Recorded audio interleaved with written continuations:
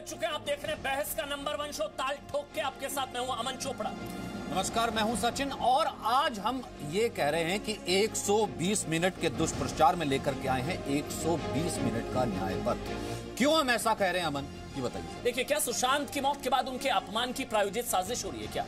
क्या ड्रग्स का ड्रामा सुशांत की मौत का सच छिपाने के लिए हो रहा है? आप एक चीज आप नोट कर रहे होंगे कि आज जांच के लगभग 2.5 महीने बाद क्या प्रायोजित पक्ष रखकर टीवी पर रिया का किस्सा, क्या ये भी किसी कॉन्स्पिरेसी का हिस्सा तो नहीं है? बहुत बड़ा सवाल हम लोग उठाने जा रहे हैं, क्योंकि हम कह रहे हैं सुशांत को न्याय के लिए 120 मिनट तक 2 घंटे तक देशव्यापी अभियान चलाएंगे और ये पूछेंगे कि सुशांत के सच का सुपारी किलर कौन है। जैसे ही ऐसा लगता है कि सुशांत के करीब एजेंसी पहुंचने वाली है, या तो कुछ प्रायोजित ऐसा हिस्सा लाया जाता है जिससे सुशांत को बदनाम किया जाए, या कुछ ऐसी थ्योरी लाई जाती है जिससे पूरी जांच को बरगलाया जाए। आप सोचिए ना, आज हमारा हैशटैग क्या है? सुशांत के साथ देश।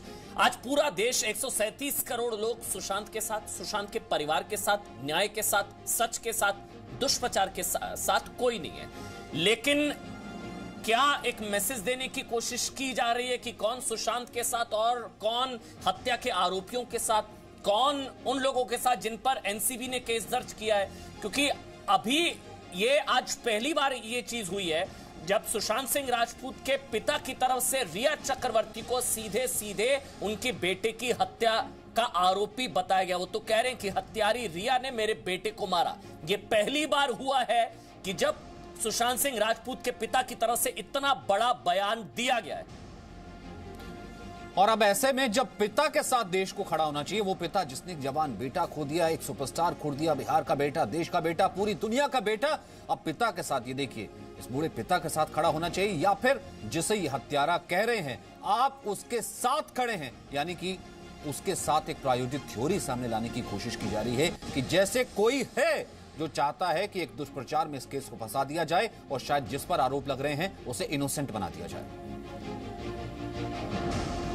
और बड़े सवाल कौन से हैं जो आज हम उठाने जा रहे हैं 120 जो है 120 मिनट की नॉनस्टॉप कवरेज में? सुशांत की मौत का सच छिपाने के लिए क्या ये ड्रग्स थ्योरी? ये बड़ा सवाल जो है वो हम लोग उठाने जा रहे हैं। और सुशांत के सच की क्या सुपारी किलिंग हो रही है क्या? ये बड़ा सवाल।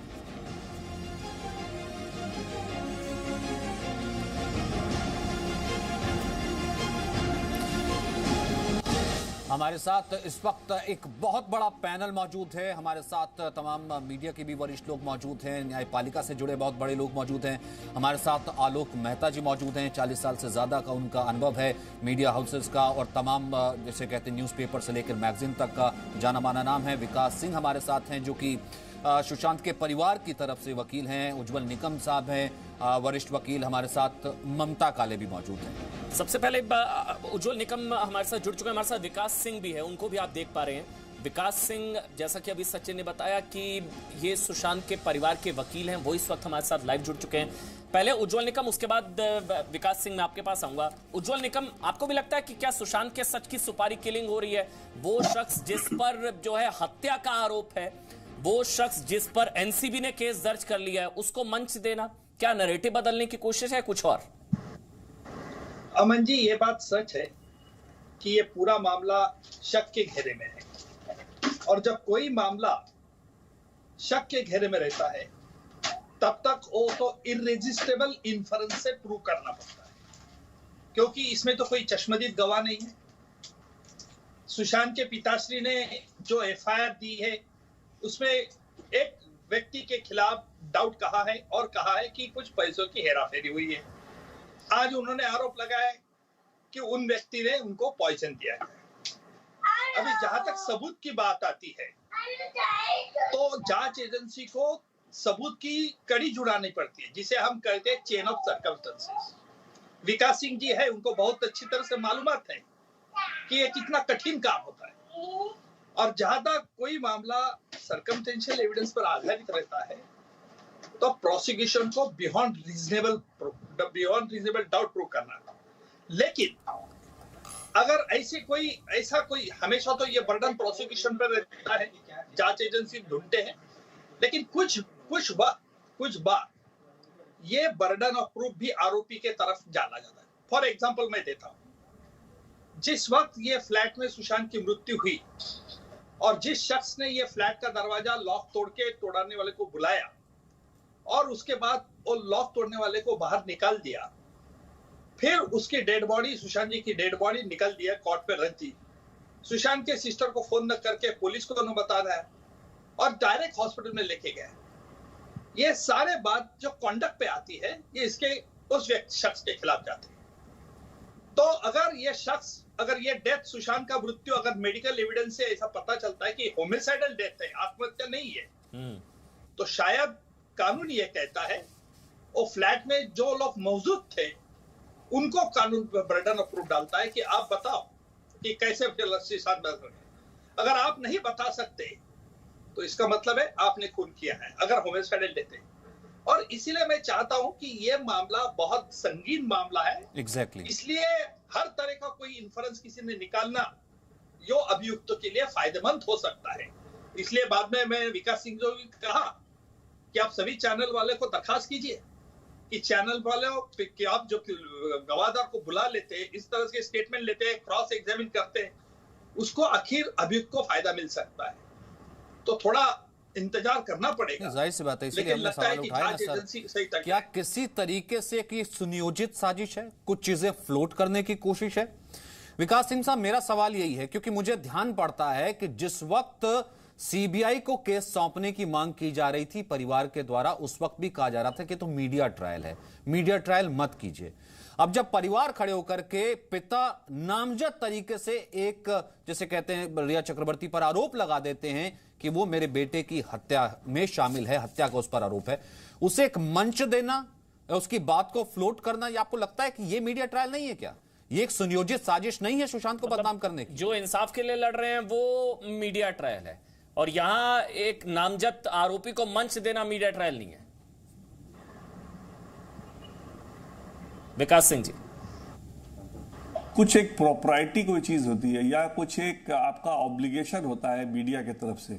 आप एक अक्यूज्ड को, नामजदा अक्यूज्ड को आप इंटरव्यू इस तरह से ले रहे हैं जैसे कि कोई वो सेलिब्रिटी आपके सामने बैठा हो और आप उससे क्वेश्चन ऐसे पूछ रहे हैं जैसा लगता है कि आपने उनके लिए बना करके क्वेश्चन, टेलर मेड क्वेश्चन उनके लिए बना के दिया है।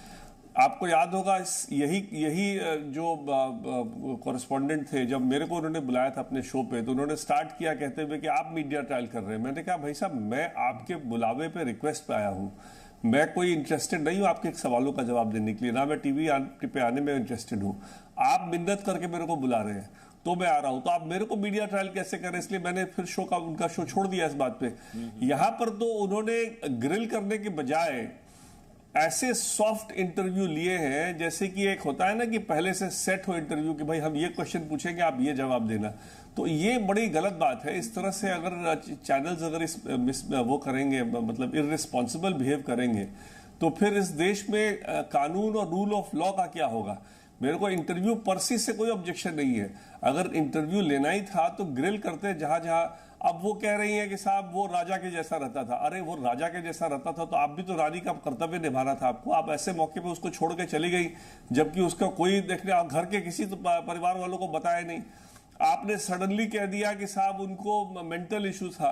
अरे मेंटल इशू की बात आपको तब याद आई जबकि मीडिया में आपका उनको ड्रग देने का बात सामने आ गया है, जब आपके व्हाट्सएप चैट आ गए हैं कि आप उनको ड्रग्स देती थी। इसलिए ये सब जो इन्होंने एक मतलब कन्वीनियंट इंटरव्यू है, मैं कहूंगा बहुत ही कन्वीनियंट इंटरव्यू, कि जिसमें कि वो उसको एक सिंपैथी लेने के लिए वो कोशिश कर सके और एक तरह से ट्रायल को थोड़ा इंटरफेयर करने की कोशिश कर सके इस माध्यम से। इंटरव्यू से कोई दिक्कत नहीं, लेकिन नैतिक सवाल था ना जिसका भी आपने जिक्र किया। उज्जवल निकम, आपको भी लगता है क्या इससे नैरेटिव बदलने की कोशिश या कुछ थ्योरी फ्लोट करने की कोशिश या जांच को प्रभावित करने की कोशिश, क्या कोई लॉबी है जो नहीं चाहती है सच सामने आए? ये कोशिश तो है एक, और अब वो तो है नहीं ना जो अपना डिफेंड करने आएगा। उसके बारे में आप कुछ भी कहिए। उज्जवल निकम, जो विकास सिंह ने कहा उसी पर आपका कमेंट। अमन जी, देखिए कानून इसके बारे में बहुत स्पष्ट कहता है, कोई भी मुलजिम या कोई भी सस्पेक्ट पे ये कोई उत्तरदायित्व नहीं रहता है कि वो अपना डिफेंस ओपन करके कहिए। पर लेकिन अगर उस अभियुक्त को ऐसा लगता है कि मुझे क्रिटिसिज्म बहुत हो रहा है, in the eyes of the public मेरी इमेज लो डाउन है, तो उसको भी स्वातंत्र है, हम कहा उसको रुकवा नहीं सकते। तो इससे ग्लोरिफिकेशन ऑफ क्रिमिनल ये बात अलग है, लेकिन कोई अपनी बारे में सफाई कोई देना चाहते हैं तो क्या हम उसे रिस्ट्रेन कर सकते? नहीं, वो नामजद आरोपी ही क्यों ना हो, उस पर हत्या का आरोप ही क्यों ना हो, एनसीबी की तरफ से उस पर केस ही क्यों ना हो, देखिए रैकेट में शामिल होने का ये आरोप क्यों ना हो? हमारा कानून यही कहता है जांच प्रभावित क्यों ना हो? Every person is presumed to be innocent until guilt is prove. मैं जो रिया की तरफदारी नहीं कर रहा हूं, मैं कि रिया का वकील पत्र नहीं ले रहा हूं, मैं ये कह रहा हूं कानून का विद्यार्थी की हैसियत से हमें बहुत इस मामले में संभाल के जाना चाहिए ताकि सुशांत के पिता को न्याय मिल सके। लेकिन उस न्याय के मिलने के लिए अगर देखिए हमारे गवाहदार को हम आप बुला लेंगे सभी चैनल पे और उसके स्टेटमेंट लेंगे, क्रॉस एग्जामिनेशन लेंगे, किसको फायदा मिलने वाला है? अभियुक्त को तो फायदा मिलता है, वो चाहे अभियुक्त तो कोई भी हो। और इसलिए मैं हमेशा कहता हूं कि एक लक्ष्मण रेखा में रहना चाहिए, लेकिन नहीं रहा जाता। आज आप मीडिया को देखिए, मैं ये बात बहुत गंभीरता से कह रहा हूं कि मीडिया को स्वतंत्र है, मीडिया ने ये बात उठाई, बहुत अच्छी होगी। बंबई पुलिस की कुछ गलतियां हो गई, गलतियां नहीं सर, ऐसा नहीं है ना उज्जवल निकम साहब, माफ करिएगा, इसमें ऐसा नहीं है ना। अब तक स्वतंत्र नहीं था, जब तक सुशांत के लिए इंसाफ की मांग कर रहा था, न्याय की मांग कर रहा था, तो मीडिया स्वतंत्र नहीं था। ये कहा जा रहा था कि आप लोग मीडिया ट्रायल कर रहे हैं। अगर जी शुरुआत से सुशांत के लिए इंसाफ की मांग कर रहा था, अब ये जो हो रहा है ये क्यों नहीं है मीडिया ट्रायल? सर ये भी तो मीडिया ट्रायल हुआ जांच से पहले। सर एक मिनट मेरा सवाल सुन लीजिए फिर आप बोलिएगा। सर जांच से पहले उज्जवल निकम साहब किसी को निष्पक्ष मतलब किसी को क्लीन चिट दे देना, जांच से पहले ही किसी को निर्दोष मानकर उससे सवाल जवाब करना, जिससे जांच प्रभावित हो सकती है, जैसा विकास सिंह कह रहे हैं। बिल्कुल बिल्कुल सही है अमन जी, मैं बिल्कुल सहमत हूं, 100% सहमत हूं। जिस प्रकार सर्टिफिकेट दिया गया without any inquiry, without taking any proper preparation, क्योंकि जो कोई मामला जब सर्कमस्टेंशियल एविडेंस पे आधारित रहता है तो इन्वेस्टिगेटिंग एजेंसी की ये मॉरल रिस्पॉन्सिबिलिटी रहती है कि आप ढूंढो, देखो क्या हुआ, कैसे हुआ, क्यों किया। आप वजह नहीं ढूंढते, मोटिव नहीं ढूंढते। एक अगर आप वजह से चलते हैं, आप फ्रस्ट्रेशन है तो क्यों फ्रस्ट्रेशन है, किस वजह से फ्रस्ट्रेशन है, और फ्रस्ट्रेशन होते क्या लिया, विसेरा में क्या निकला, जो पोस्टमार्टम नोट्स में क्या निकला, इसके पूरे तरह से जांच होनी चाहिए थी, ये मैं बिल्कुल कबूल करता हूं। लेकिन उसके बाद मेरा एक राइडर ऐसा है अमन जी, बहुत सीरियसली बोल रहा हूं, आज हम देख रहे हैं कि देश के पूरे चैनल पे हर कोई गवाहदार आता है, हर कोई बात करता है, हर कोई, आप एंकर साहब उसको क्रॉस एग्जामिन करते हैं, ग्रिल करते हैं। अभियुक्त के वकील सभी ये स्टेटमेंट की कॉपी लेगा, पुलिस बंबई पुलिस ने जो इंक्वायरी की उसके स्टेटमेंट की कॉपी लेगा। ट्रायल में क्या बनेगा? This witness should be discredited, he is changing his story from time to time. मुझे डर इस बात का है। आलोक मेहता जी, मुझे एक बात बताइए आलोक मेहता जी, कि कई बार जैसे कहते हैं ना कि इस चीज को डिसग्रेसफुल तरीके से स्वीकार करना पड़ता है कि वो हमारे ही भीतर का, हमारे ही जिसे कहते हैं इंडस्ट्री का एक सेक्शन है, कि हो सकता है किसी छोटे फायदे के लिए सेंसेशनलाइज करना चीजों को। लेकिन आप ऐसे सेंसेशनलाइज कर सकते हैं सर जहां पर एक मुकदमा हत्या का, किसी की मौत का चल रहा हो और पिता कह रहा हो कि मेरे बेटे की हत्या में यह शख्स मुलव्विस है, और आप क्योंकि आपके पास पावर है उस मीडियम का यूज करके एक थ्योरी फ्लोट करने की कोशिश कर रहे हैं कि आप एक पूर्वाग्रसित माइंड से गए हैं कि नहीं ये शायद इनोसेंट है। देखिए सचिन जी और रमन जी, मैं सबसे पहले तो मीडिया के नाते, आप सबका साथी होने के नाते कहूंगा, मीडिया का ये काम है कि लगातार ऐसे कोई मुद्दे आते हैं जिसमें कहीं न कहीं रहस्य छिपे होते हैं, उसको उठाए। इसलिए पहले जो कहा जा रहा था ये जरूर है, अब देखने वालों पर है। कई बार मैं ही कहूंगा भाई सुशांत लगातार हम नहीं देख सकते, बहुत हृदय विदारक घटना थी, बहुत दुख हो रहा है।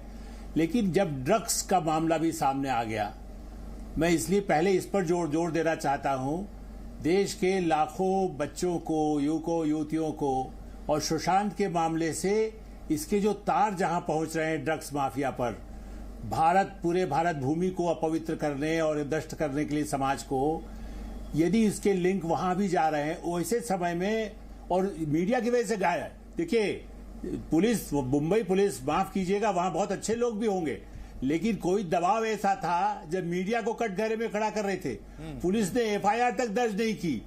पुलिस को तो पहले दिन एफआईआर दर्ज करना चाहिए था। आज उसके पिता या बहन जो बोल रही हैं, चीख रही हैं, वो शंका, मैं कहता हूं मुझे अदालत पर भरोसा है, मैं आज भी कहूंगा एजेंसियों में भी कोई सब गड़बड़ नहीं है, वही सरकारें, वही पार्टियां मांग करती है, सीबीआई की, नारकोटिक्स ब्यूरो की, डीआरआई की।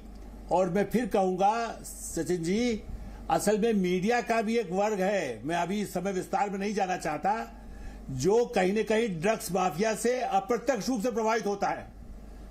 इस मामले को आप देखिए, भिंडरा वाले को यदि प्रोजेक्ट किया गया इंटरव्यूज दे करके, मैं उस समय की बात भी करूंगा। आतंकवादियों को कश्मीर के जब प्रोजेक्ट किया जाता है, उनको सामने रख करके मानव अधिकारों के नाम पर, इसी तरह से इस मामले में भी ड्रग्स माफिया तक न पहुंचे। आलोक सर, इसलिए एक पक्ष, मेरा ये कहना है यदि इनोसेंट है तो सजा कोई नहीं देगा, अदालत तो कोई किसी को नहीं मानेगी। मैं चाहूंगा और आप और क्लैरिटी के साथ बोलिए, क्योंकि आपसे सीनियर पैनल पर कोई नहीं है सर। आपका 4 दशकों का अनुभव है पत्रकारिता में, और क्लैरिटी के साथ बोलिए, हम समझना चाहेंगे। क्या आप कह रहे हैं कि एक लॉबी, एक सेक्शन ऑफ मीडिया, एक लॉबी ऐसी है जो चाहती है सच सामने ना आए, इस वजह से प्रायोजित पक्ष रखा जा रहा है? क्लियर, ताल ठोक के स्पष्ट शब्दों में कहूं, ब्लैक और व्हाइट, यही आप कह रहे हैं, एक लॉबी है? देखिए क्या है, जैसे मैंने आपको कहा ना, मानव अधिकार का नाम ले लें, प्रगतिशीलता का नाम ले लें, कई उसकी आड़ में वो, मैं आज भी आरोप, इसलिए मेरे पास उस तरह की बातें कहना हमारे लिए शोभनीय नहीं लगेगा, लेकिन क्या कोई ऐसा अप्रत्यक्ष दबाव है, या वो इतने कि भाई उस मामले पर तो हम बोलेंगे नहीं, दूसरे बोल रहे हैं वो सब खराब हैं, सेलेक्टिव। देखिए हम और आप भी कई बार, दूसरा कोई चैनल कुछ करता है, हम किसी अखबार में है, पत्रिका में है, कुछ और करते हैं, लेकिन हम ये नहीं कहते कि दूसरा क्यों कर रहा है, भाई उसको पढ़ने देखने वाला कुछ होगा। लेकिन मैं आज भी इसलिए आपने कहा खुलकर, मैं इसलिए कह रहा हूं, मैं जानता हूं कई मीडिया के लोगों के कारखाने हैं, कहीं किसी के कोई और इंटरेस्ट है, कहीं पैसा इन्वेस्ट है, वो दवाई और ड्रग्स की, अफीम ओपियम का नाम ले सकता हूं मैं, जिससे कई उसका उपयोग करते हैं, उनके साथ जुड़े हुए लोग वो ऐसा उनको बताते हैं कि नहीं ये सब करना तुम्हारे लिए ठीक नहीं है, तुम दूसरी लाइन पकड़ लो, दूसरा रास्ता चुन लो। इसलिए चाहे पंजाब का मामला हो, कश्मीर का मामला हो, सुशांत सिंह का मामला हो, पूरा बिहार नहीं पूरा देश सुशांत सिंह मामले से, चूंकि एक युवा नौजवान महानायक जिसको कहते हैं अमिताभ बच्चन, जिसकी तारीफ करते रहे, उन्होंने भी उनको दुख हुआ। ऐसी स्थिति में यदि ये कहते हैं कि जो आदमी आगे जाके बढ़ सकता है उसको ड्रग्स में फंसा दिया गया, ये जब आरोप सामने आता है तो इससे बड़ा गंभीर कुछ हो नहीं सकता है। इसलिए मीडिया को सबको मिलकर कहना चाहिए था कि इसके सारे लिंक पता किए जाए। बिल्कुल। और मीडिया एक चीज और जिससे मैं कह रहा हूं कि हम तो लगातार इस चीज को, और हम तो बोल ही रहे हैं कि शहजाद वो व्यक्ति जो कि अनटाइमली चला गया, जिसकी मौत पर इतने डाउट्स हैं, आप दूसरे पक्ष को सुनवा रहे हैं, वो व्यक्ति थोड़ा ना आ जाएगा सामने बताने के लिए कि मैं ड्रग एडिक्ट था कि नहीं था, वो बताने थोड़ा ना आ जाएगा कि नहीं मेरा पैसा खर्च हुआ कि नहीं हुआ, लेकिन आप एक थ्योरी फ्लोट करा रहे हैं। बिल्कुल सचिन और अमन, और मुझे बड़ा गर्व होता है कि मैं आज उस प्लेटफॉर्म पर हूं जिसने अपनी नैतिकता को त्याग कर आरोपी नंबर 1 को हम सॉफ्ट प्लेटफॉर्म देंगे, इसलिए आप आरोपी नंबर 1 का इंटरव्यू दिलवा दो। ऐसी पत्रकारिता आप लोग नहीं करते, इसलिए मुझे खुशी हो रही कि मैं आज आपके माध्यम पर हूं, पर आज तक ऐसा नहीं हुआ। इंडिया टुडे देख रहा है, टुडे इंडिया इज वॉचिंग कि आरोपी नंबर 1 को सॉफ्ट प्लेटफॉर्म कैसे डील के तहत कहा जा रहा है। और मैं आपको कुछ बातें बताना चाहता हूं क्योंकि मुझे अपने सूत्रों से फर्स्ट हैंड पता चली है। ये इंटरव्यू जिसके बारे में आप बात कर रहे हैं, आज तक मैंने ऐसा इंटरव्यू नहीं देखा जहां पर पीड़ित को और पीड़ित किया जाता है, डिप्रेशन की थियोरी आगे की जाती है और आरोपी नंबर 1 को एक सॉफ्ट प्लेटफॉर्म दिया जाता है। इसके पीछे की डील ये थी कि हम आपको सॉफ्ट कवरेज देंगे, कठिन सवाल नहीं पूछेंगे और आपको बदले में आरोपी नंबर 1 का इंटरव्यू दिया जाएगा। और मुझे फर्स्ट हैंड पता है कई पत्रकारों ने इसे रिफ्यूज किया और फिर अब वो पत्रकार जिन्होंने रिफ्यूज किया तो कहीं और जाकर ये दिया गया। मैं आपको 2 और बातें बताता हूं।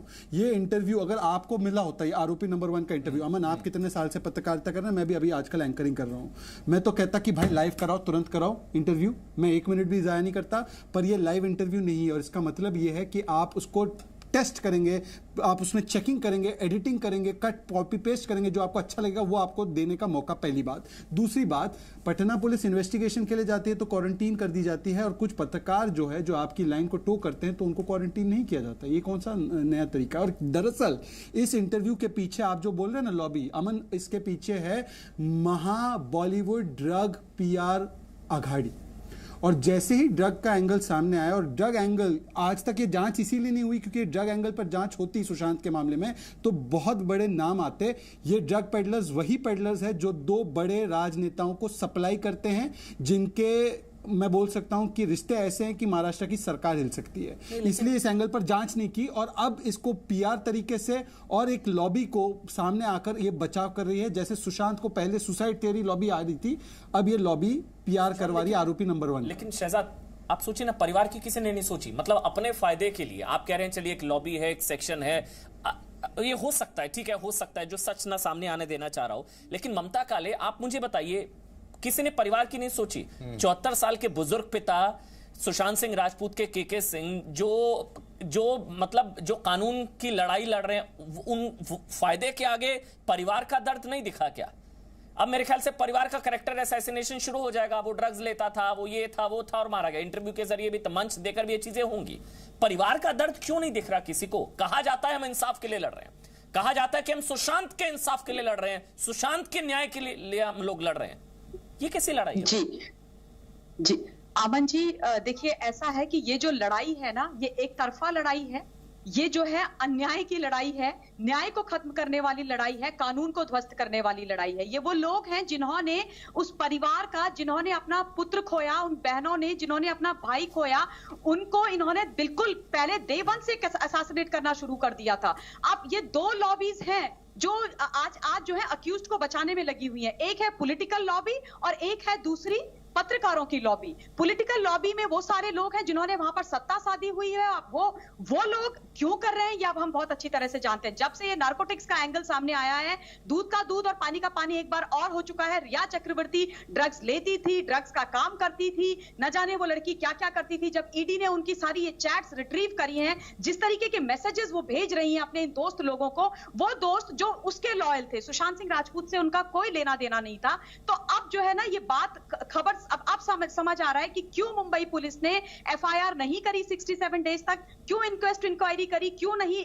इन्वेस्टिगेशन करी, और क्यों खाकी और खादी मिल करके ऐसे आरोपियों को बचा रहे हैं जिनका ड्रग्स के इस धंधे में हाथ हो सकता है। वो कोई राजनेता हो सकते हैं, वो बॉलीवुड के बड़े लोग हो सकते हैं, और रिया चक्रवर्ती उनका एक फ्रंट, एक मोहरा हो सकती है। और मुझे ये बोलने में कोई कोताही नहीं है कि ये लोग जो हैं कहीं ना कहीं इनके कोई ना कोई कनेक्शन, कोई ना कोई तार तो जुड़े हुए हैं। वरना कौन सा ऐसा पत्रकार होगा, मतलब ये वो व्यक्ति है जिन्होंने आज इतना बड़ा प्लेटफॉर्म दिया। और मैं तो हिल गई वो 5-7 मिनट की जब मैंने क्लिप देखी, तो मुझे यकीन नहीं आता है कि आप उस लड़की को ऐसे प्रेजेंट कर रहे हैं। लेकिन तब मुझे याद आया इन महानुभाव का पुराना एक इंटरव्यू, जिसमें उन्होंने बोला था दोनों हाथों को हवा में लहरा करके कि Sushant Singh Rajput was not such a big star. तो क्यों मुंबई पुलिस पर इतना प्रेशर डाला जा रहा है? शर्म नहीं आई उनको उस वक्त इस तरीके की बात करते हुए? मतलब he was not such a big star. तो आप क्या हो भाई?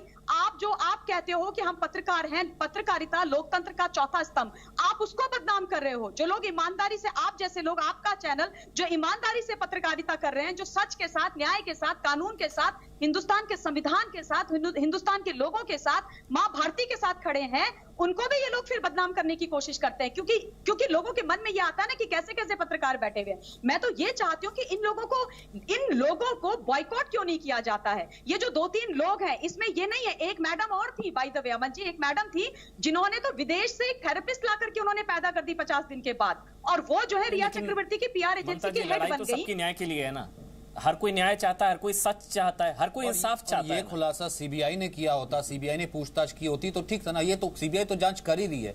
लेकिन तन्वी पृथ्वी, सीबीआई से पहले आप एक ऐसे शख्स को मंच दे देते हैं जो शख्स न जाने किसी भी तरह की थ्योरी, जो उसे लगता है कि जांच में कहीं ना कहीं सुशांत को बदनाम कर सकती है और उसके फायदे में जा सकती है, वो कह देती है। वो ड्रग एब्यूजर थे, पहले ड्रग लिया करते थे, या फिर जो है मेंटल इशू थे, बाइपोलर थे, ये तमाम चीज वो तो चला गया ना। कैरेक्टर असैसिनेशन मीडिया ट्रायल नहीं है तो और क्या है ये? तन्वी, देखिए आज कैरेक्टर असैसिनेशन के ऊपर लेक्चर वो लोग दे रहे हैं जिन्होंने पता नहीं पिछले कितने दिनों से रिया चक्रवर्ती के कैरेक्टर की धज्जियां उड़ा के रख दी। क्या कर रहे थे? अगर सीबीआई ने कि आज तक कोई स्टेटमेंट दी है रिया चक्रवर्ती के ऊपर, लेकिन आप लोग मीडिया ट्रायल लगा के बैठे हैं ना कि वो एक पत्नियां थी, क्या बोल रहे थे? वो क्या है, वो क्या नहीं है। तो अगर आज उनको एक फेयर प्लेटफॉर्म दिया गया है तो लोगों की क्यों चल रही है?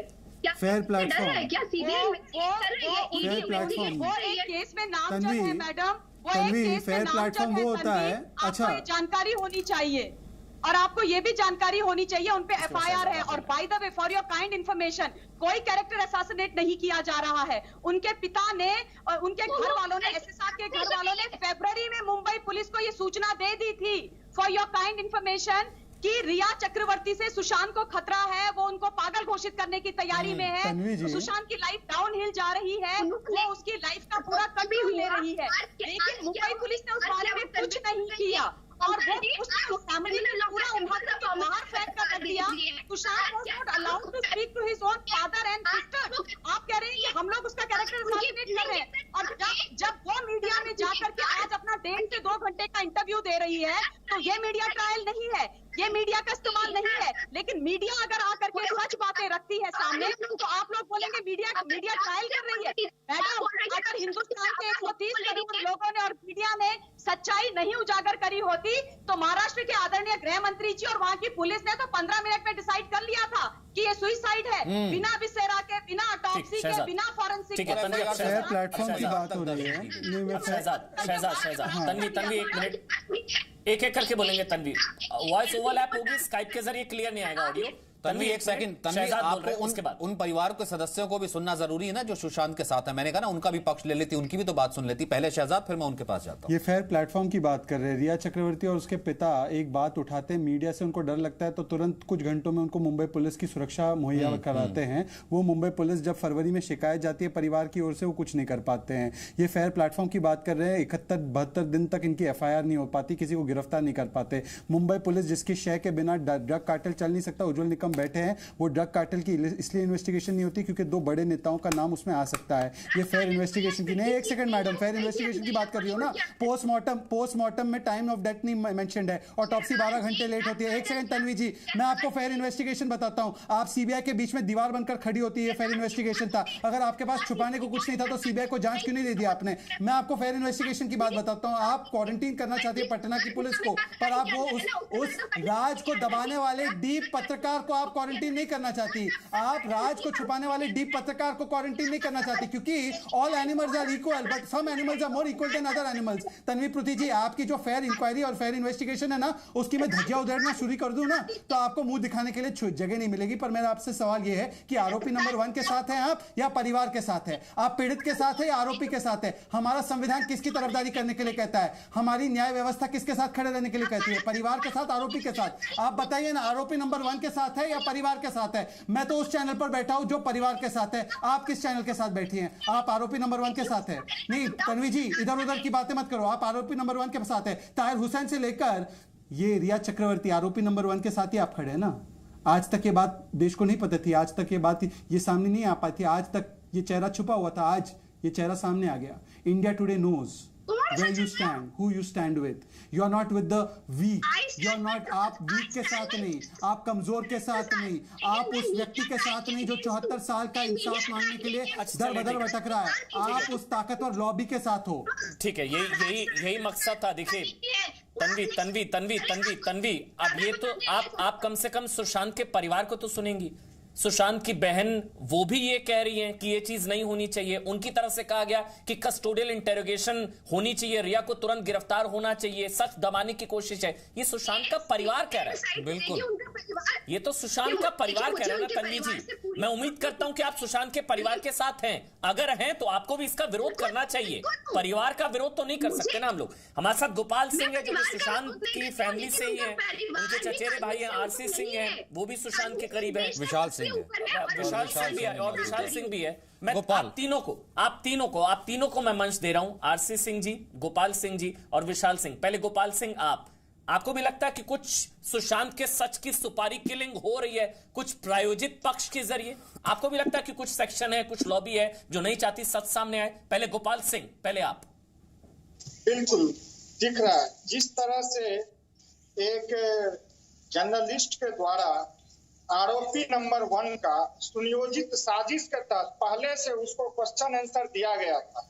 जिस तरह उसके साथ बैठ के इंटरव्यू लेते हैं और वो विष कन्या जिस तरह इंटरव्यू देती है, पता नहीं, ये तो मुंबई पुलिस से तो हम लोग का भरोसा उठ ही गया, लेकिन अब ऐसे ऐसे जर्नलिस्ट जो एक आरोपी का इंटरव्यू लेके और वो इस चीज को डाइवर्ट करने में लगी हुई है, अपनी महानता दिखाने में, तो और भाई सामने क्यों नहीं बाती हो, क्यों छिप के जर्नलिस्ट का ये कर रही हो? ठीक है, आरसी सिंह सामने आइए। आरसी सिंह, उसके बाद विशाल सिंह। पहले आरसी सिंह, आपको भी लगता है कुछ सुशांत के सच के सुपारी किलिंग हो रही है?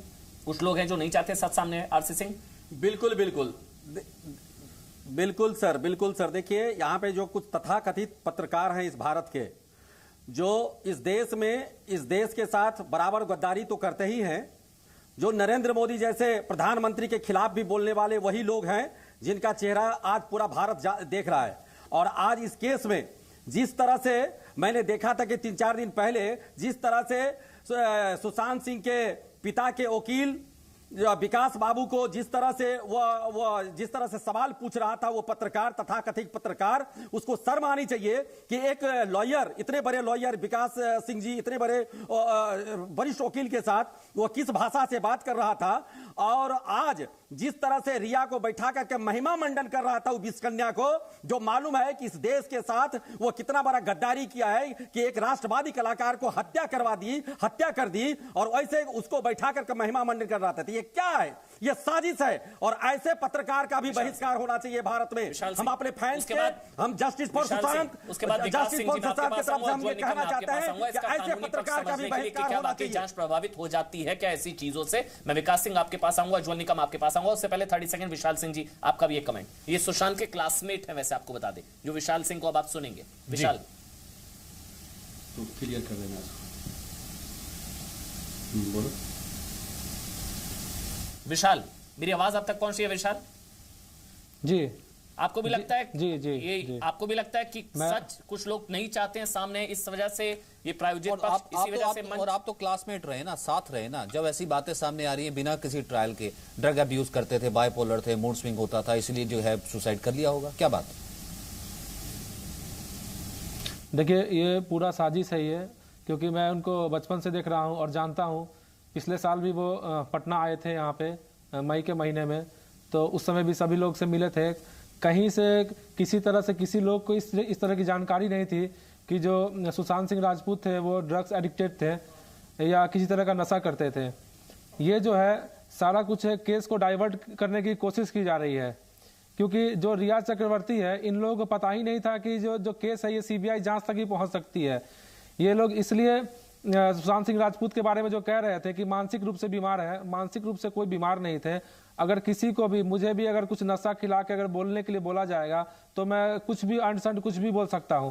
तो इसलिए मतलब ये लोग मतलब ये कहानी बना रहे थे कि सुशांत सिंह राजपूत जो है वो मानसिक रूप से बीमार थे। कोई मानसिक रूप से बीमार नहीं थे, इनको जानबूझकर ड्रग्स देके और इनको मतलब बीमार किया जा रहा था। तो ये पूरा का पूरा प्लान मर्डर है। विकास सिंह और उसके बाद उज्ज्वल निकम, अब आप दोनों से। विकास सिंह, पहले आप, क्योंकि आपने कहा कि नामजद आरोपी को इस तरह से मंच देना ठीक नहीं, क्या इससे जांच प्रभावित हो सकती है? क्या मतलब लीगली मैं समझूं उज्ज्वल निकम से, लेकिन क्या नामजद आरोपी को इस तरह से मंच देने से क्या जांच प्रभावित हो सकती है क्या? विकास सिंह जी।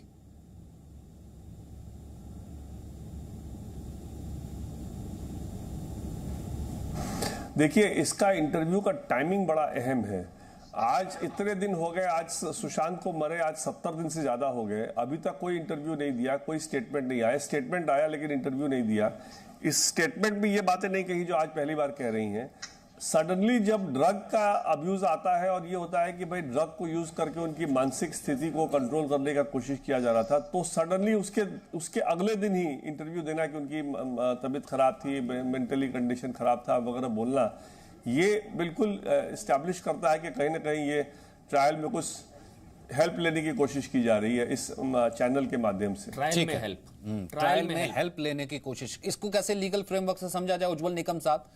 जब 70 दिन तक कोई इंटरव्यू और स्टेटमेंट नहीं आता है, अचानक क्योंकि अब थ्योरी ड्रग की और तमाम चीजें आने लगी, इसका जिक्र आपने भी किया था, अब अमन जी, कानून का ये पहला प्रिंसिपल है, fundamental principle of criminal jurisprudence, कि हर कोई मुलजिम इनोसेंट समझना चाहिए जब तक उसके खिलाफ चार्ज प्रूव नहीं होता। लेकिन अगर कोई मुलजिम खुलेआम चैनल पे आता है और बयानबाजी करता है तो उसे दो अर्थ निकलते हैं। पहला अर्थ तो ये निकलता है कि खुद की इमेज वो ग्लोरीफाई करना चाहता है। ये ग्लोरिफिकेशन किस लिए, क्यों, ये सवाल बाद में। लेकिन दूसरा अर्थ ये भी निकलता है कि जो जांच चल रही है वो जांच को थोड़ा मिसडायरेक्शन करना, ये आता है। अब तीसरा सवाल ये है, उठता है कि क्या मीडिया इस प्रकार जो अभियुक्त के शूज में है, उन्होंने इस तरह से उसका पक्ष खुलेआम जनता के सामने रखना चाहिए क्या? यह मैं कहता हूं कि मॉरलिटी पे डिपेंड है।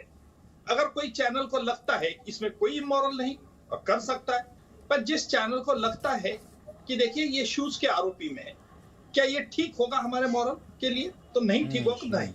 चौथा अर्थ ये भी निकलता है कि भाई आप इसलिए ग्लोरीफाई कर रहे हैं, आप इसलिए बयानबाजी कर रहे हैं कि आप जांच प्रभावित यानी इन्फ्लुएंस करना चाहते हो, जांच को मिसडायरेक्शन देना चाहते हो, ताकि लोगों के मन में और एक शक पैदा हो, क्या अभियुक्त इनोसेंट है क्या नहीं इनोसेंट है। उस अभियुक्त के वकील सलाहकार जो भी होंगे, उन्होंने इस तरह से सलाह देना ये बिल्कुल गलत था, क्योंकि भाई ये कोई पब्लिक ट्रायल नहीं है, ये कानून के माध्यम से ट्रायल चलाई जाएगी। और इसलिए जब उनके वकील, अभियुक्त के वकील उनको सलाह देते कि आप मीडिया में अपना सामना पक्ष रखो, तो मुझे लगता है कि इन्फ्लुएंस करने का एकमात्र तुम्हारा उद्देश्य, जाहिर सी बात है, आपको मालूम है ना, आपके पास प्लेटफॉर्म है, आपके पास व्यूवरशिप है और आपके पास, आपको मालूम है, चीजें दूर तक जा सकती हैं। आप मंच अगर दे दीजिए सो कॉल्ड हाइपोथेटिकल, जो भी उसके पिता ने इल्जाम लगाए उनको, तो वो चीज तो दूर तक जाएगी ना। आप एक ओपिनियन बनाने की कोशिश तो कर ही रहे ना शहजाद, फिर उसके बाद आलोक जी में आपके पास। लेकिन कहा यह जाता है लड़ सब इंसाफ के ले रहे हैं, लड़ सब तरीका अलग अलग हो सकता है ना, ये कहा जाता है। ये सुनकर इंसाफ और न्याय मुंबई में कम से कम सुसाइड कर लेगा कि अगर वो न्याय और इंसाफ की लड़ाई है तो भाई मुझे नहीं पता इंसाफ की डेफिनेशन क्या है। पर मैं आपको एक तर्क देना चाहता हूँ, रिया का इंटरव्यू हो सकता है, वेरी गुड, अच्छी बात है। आप मुझे ये बताइए, ताहिर हुसैन का भी इंटरव्यू हो जाता है, अंकित शर्मा का कभी इंटरव्यू नहीं होता, बुरहान के बाप का इंटरव्यू हो जाता है, अफजल गुरु के भाई और बेटे का इंटरव्यू हो जाता है। पर इस देश में कभी भी पालघर में जो साधु मारे गए, अरे वो तो बच्चा चोर थे ना सर, वो उसका भी तो नैरेटिव बन गया था, बच्चा चोर थे, उनका तो भीड़ हत्या से मौत हो गया, सांप्रदायिक एंगल नहीं था। कभी साधुओं के परिवार से इंटरव्यू नहीं होता है। ये मुझे पता नहीं, ये न्याय की लड़ाई जो है ना हमारे देश में कुछ चैनल जो चला रहे हैं, वो बड़ी विचित्र लड़ाई है। उसमें रिया आरोपी नंबर 1 का इंटरव्यू होता है, बुरहान के फादर का इंटरव्यू होता है। ये बुद्धिजीवी पत्रकार है, मेरे से नहीं हो पाती ऐसी पत्रकारिता और समझ में भी नहीं आती। पर ये पत्रकारिता कभी वहां पर क्यों नहीं पहुंचती सर, साधुओं के घर तक?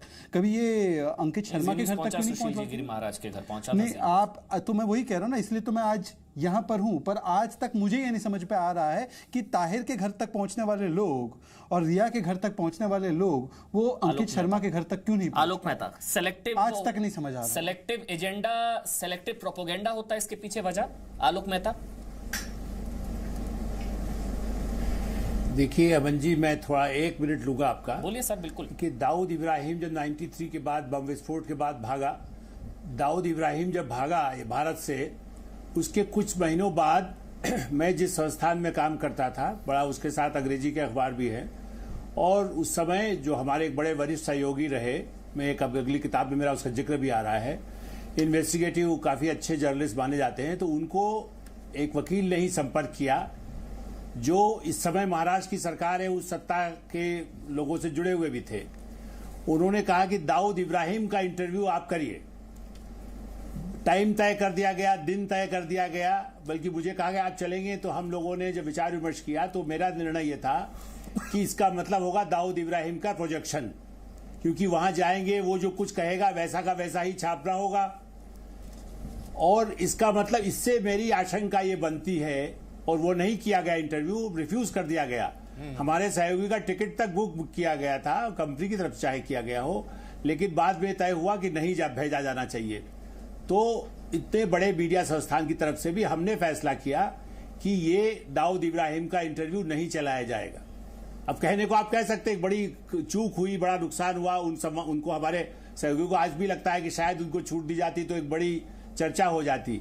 लेकिन भारतीय पत्रकारिता उस तरह की पत्रकारिता नहीं हो सकती जिससे कि हजारों लोगों की जान लेने वाले लोगों को प्रोजेक्ट किया जाए। और इसी तरह से आज के मामले में मानता हूं, ये देखिए, सामान्यतः यदि लालू जी पे आरोप है, किसी और पर आरोप है, आप उसकी बात सुने। जहां ड्रग्स का मामला, और मैं अभी विकास सिंह जी की बात से सहमत हूं, जब ड्रग्स का मामला आने के कुछ आज जब सीबीआई नारकोटिक्स वहां दरवाजे पर खड़ा है उसकी चिट्ठी लेकर के, उस समय में हम यदि उसका पूरा एक पक्ष अपनी तरफ से जो सवाल सीबीआई पूछे, जो अदालत के सामने जाए, उसके बजाय मैं और आप भी यदि कहेंगे तो लगेगा कि हम तो उसकी उज्जवल छवि बनाना चाह रहे हैं। बिल्कुल। कोई भी आरोपी ये तो नहीं कहेगा कि हाँ मैंने अपराध किया, वो अपराध है या नहीं है मैं भी नहीं कहूंगा। आज भी मैं कहूंगा न्यायालय ही सजा दे, उनके पिता भी न्याय मांग रहे हैं। इसलिए ये पत्रकारिता के, मैंने दाऊद का उदाहरण दिया कि हत्या करने के जिन पर आरोप हो उनको ऐसे समय में जब अंतिम क्षणों में सीबीआई और नारकोटिक्स जो और मासूम लोगों को सिनेमा, बॉलीवुड कनेक्शन, नेता कनेक्शन, आतंकवादी कनेक्शन से जुड़े हैं, उनका प्रोजेक्शन नहीं होना चाहिए। वो भी तब जब सुशांत सिंह राजपूत के पिता पहली बार हत्या का आरोप लगा रहे हैं रिया पर, पहली बार। अब तक उन्होंने अबेटमेंट टू सुसाइड कहा था ममता काले, और ये पहली बार है जब ड्रग्स का एंगल सामने आया। ये पहली बार जब सुशांत सिंह राजपूत के पिता कह रहे हैं कि इन्होंने मेरे बेटे की हत्या की, हत्या के आरोपी, ड्रग्स का मामला, एनसीबी का केस उन पर दर्ज है। दूसरा क्या ये कोइंसिडेंटल है ममता काले? शुरू से इस केस को देख रही है, क्या कोइंसिडेंटल है? 70 दिन तक कोई स्टेटमेंट नहीं, फिर एक चैट में क्लियर साफ आना ड्रग्स खत्म हो गई है, ये लाया जाए, मैं देती थी या मिलाया जाए। 17,000 आपको क्या लगा कि घड़ा भर रहा है क्या? तब ये इंटरव्यू आना। उसके बाद तन्वी पूर्ति, फिर आपके पास, पहले ममता। तो विकास सिंह जी ने बोला है, मैं बिल्कुल 100% अग्री करती हूँ कि जो समय है इस इंटरव्यू का ये बहुत ही ज्यादा डाउटफुल है, और ये वही चैनल है और वही चैनल के एंकर हैं जिन्होंने विकास सिंह जी को एक्चुअली डायरेक्टली पॉइंटेड क्वेश्चन किया था कि आप मीडिया ट्रायल कर रहे हैं। एक इतने वरिष्ठ वकील जो उस बच्चे की जिसकी रहस्यमय हत्या हुई है उसकी कानूनी लड़ाई लड़ रहे हैं और पूरी जिद्दोजहद के साथ लड़ रहे हैं, आप उनको तो बोले कि मीडिया ट्रायल, और खुद आप ऐसे वक्त पर जबकि सीबीआई, ईडी और नारकोटिक्स डिपार्टमेंट सारे के सारों की वो मुजरिम है, आप वहां पर जाकर के उनका एक इंटरव्यू करें और 1.5-2 घंटे तक इंटरव्यू करके उनको क्लीन चिट दे। देखिए ये वो लड़की है अमन जी जिसने कुछ समय पहले जब इसके एफआईआर की ये सब तमाशा शुरू हुआ था, एक संदूक में से पता नहीं बाबा आदम के जमाने का कोई कुर्ता पैजामा निकाल करके ये पहन करके आ गई, छोटी सी बना करके, बेचारी सी शक्ल बना करके, और उन्होंने बोला सत्यमेव जयते, ये उन्होंने अपनी कहानी सुनाई थी। तो सही बात है, सत्यमेव जयते तो है ही। ये तो वही लड़की है जो पहले बोली थी कि हिंदुस्तान के आदरणीय गृह मंत्री जी को टैग करके कि हमें मुझे सीबीआई चाहिए, उसके बाद यू टर्न मार के बोल दी कि मुझे सीबीआई नहीं चाहिए, बिहार की पुलिस नहीं चाहिए, मुंबई पुलिस मेरा सारा चेक करेगी। तन्वी, आपको नहीं हैरानगी होती कि जब अचानक से ड्रग्स का एंगल सामने आया, जैसा विकास सिंह कह रहे हैं, जब अचानक से उनके पिता सामने आए कि रिया पर हत्या का आरोप वो लगा रहे हैं, अचानक से ये मीडिया मैनेजमेंट, पीआर एक्सरसाइज, ये एजेंडा और ये तमाम चीजें, नैरेटिव बदलने की कोशिश, आपको हैरानगी नहीं हुई या आपको नॉर्मल लग रहा है? बात नॉर्मल या हैरानगी की नहीं है मेरे लिए। जैसे आप लोग अपना न्यूज दिखाते हैं, मेरे लिए वो भी एक न्यूज ही है। उनके फादर के साथ मेरी पूरी सहानुभूति है और ये पूरी जंग उनके फादर के लिए है ताकि फैमिली को क्लोजर मिले। लेकिन इसके अंदर सीबीआई, ईडी, एनसीबी अब जब सबके सब मिलकर इन्वेस्टिगेट कर रहे हैं तो हमें उनको टाइम देना चाहिए और खुद किसी को भी जजमेंट। तो आप रिया के साथ नहीं हो सकते। तन्वी, अगर आप फैमिली के साथ हैं तो आप रिया के साथ नहीं हो सकते। तन्वी, एक और चीज भी होती है ना। मैं एक सवाल, एक जनरल पूछता हूँ, तन्वी एक जनरल सवाल बताता हूँ। जब आप एक मीडिया ट्रायल से, सो कॉल्ड मीडिया ट्रायल से, आपको लगता है कि चीजें डिवाइडेड है, गुजर रहे हों, एक रत्ती भर भी एक छोटा सा भी इल्जाम लगता है ना, आदमी को रात को नींद नहीं आती। 70 दिन तक आदमी चुपचाप बैठा रहता है, उसे एक बार नहीं लगता मैं स्टेटमेंट जारी कर दूं, उसे एक बार नहीं लगता मैं जाकर के वही सच जो बता दूं। ये जब चीजें घिरती हुई नजर आती, तभी नहीं घिरती हुई नजर आती, ये फिशी नहीं है तो और क्या है? आई एम नॉट सेइंग, मैं कोई जजमेंट नहीं दे रहा हूं, ये फिशी नहीं है तो और क्या है? तन्वी बोलिए, फिर उसके बाद शहजाद। कौन से चैनल, हर चैनल ने तो उनको एक पहले दिन ही डिक्लेयर कर दिया था कि शी इज द एक्यूज। इन्होंने सब कुछ करा है।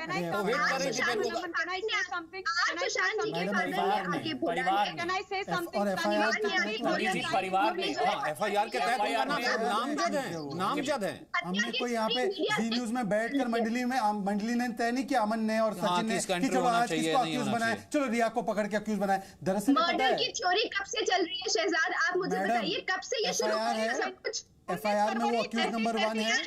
हाँ, मुंबई पुलिस की आंखों में वो अक्यूज नंबर 1 नहीं, वो अफेक्शनेट नंबर 1 हो सकती है। मुंबई पुलिस के लिए शी में भी अफेक्शनेट नंबर 1, हमारे लिए शी इज अक्यूज नंबर 1। और ये पता है अमन, देखिए इस तरीके से नहीं, बड़े सारे राज है जिनके दीप बुझने वाले हैं। आप इतना ये मत होइए, बौखलाइए मत। पर अमन, ये पूरी रेस है ना TRP की है। TRP पता है क्या है? द रिया प्रोपेगेंडा करना है, ये TRP की लड़ाई है। इसीलिए राज के दीप बुझ रहे हैं TRP के लिए, राज के दीप बुझ रहे हैं TRP के लिए, समझ नहीं है आप? रिया प्रोपेगेंडा शहजाद, कोई TRP कोई परिवार की वेदना संवेदना से ऊपर थोड़ी ना हो जाएगी। आप सोचिए ना, परिवार अब आप जब वो इंटरव्यू या कुछ भी इस तरह का मंच दिया जाएगा, मुझे इंटरव्यू से आपत्ति तो कह ही रही है, लेकिन ये परिवार कौन है? परिवार के साथ मैं हूं ही नहीं, मैं आरोपी नंबर 1 के साथ। आप सोचिए ना, परिवार की वेदना संवेदना उस परिवार की। आप अपने आप मेरे मुंह की वर्ड्स मत डालिए, कब बोलिए मैंने ये बात? Then you tell me, are you with पीड़ित परिवार और are you with accused number 1? आप बोलो। तो वेरी गुड, फिर डिबेट खत्म। आप जाकर उस पत्रकार को समझाइए, जाइए पत्रकार को समझाइए। पत्रकार तो है नहीं वो, दरबारी को समझाइए जाकर। चलिए आप उन दरबारी साहब को समझाइए कि डेविड और गोलायत के बीच में डेविड के साथ खड़े रहते हैं, वीक के साथ खड़े रहते हैं। इंसाफ की लड़ाई कमजोर के साथ लड़ी जाती है। एक 74 साल के बाप और एक पिता के साथ खड़े रहना चाहिए, एक परिवार के साथ खड़े रहना चाहिए जिसने अपने दिए को ममता काले फिर ममता काले चीजें साफ हो रही हैं कि कौन न्याय के लिए लड़ रहा था, कौन सत्य और कौन असत्य के साथ खड़ा था। चीजें अब साफ हो रही है मेरे ख्याल से, कौन सुशांत के लिए वाकई न्याय चाहता था और कौन आरोपियों को बचाना चाह रहा था। बिल्कुल सही आप लोग बोल रहे हैं जी, बिल्कुल सही बात है। ये बात तन्वी जी मुझे बोलने दीजिए please, thank you very much. देखिए ऐसा है तन्वी, अगर आपको ये लगता है कि रिया चक्रवर्ती ने कोई गलती नहीं करी है और ये जो है उसको जो है मीडिया में जाकर के अपनी बात करने का बहुत पूरा अधिकार है, तो ठीक है, बहुत अच्छी बात है, आप जाकर के रिया के साथ खड़े हो जाइए। लेकिन मैं आपको ये बता देना चाहती हूँ कि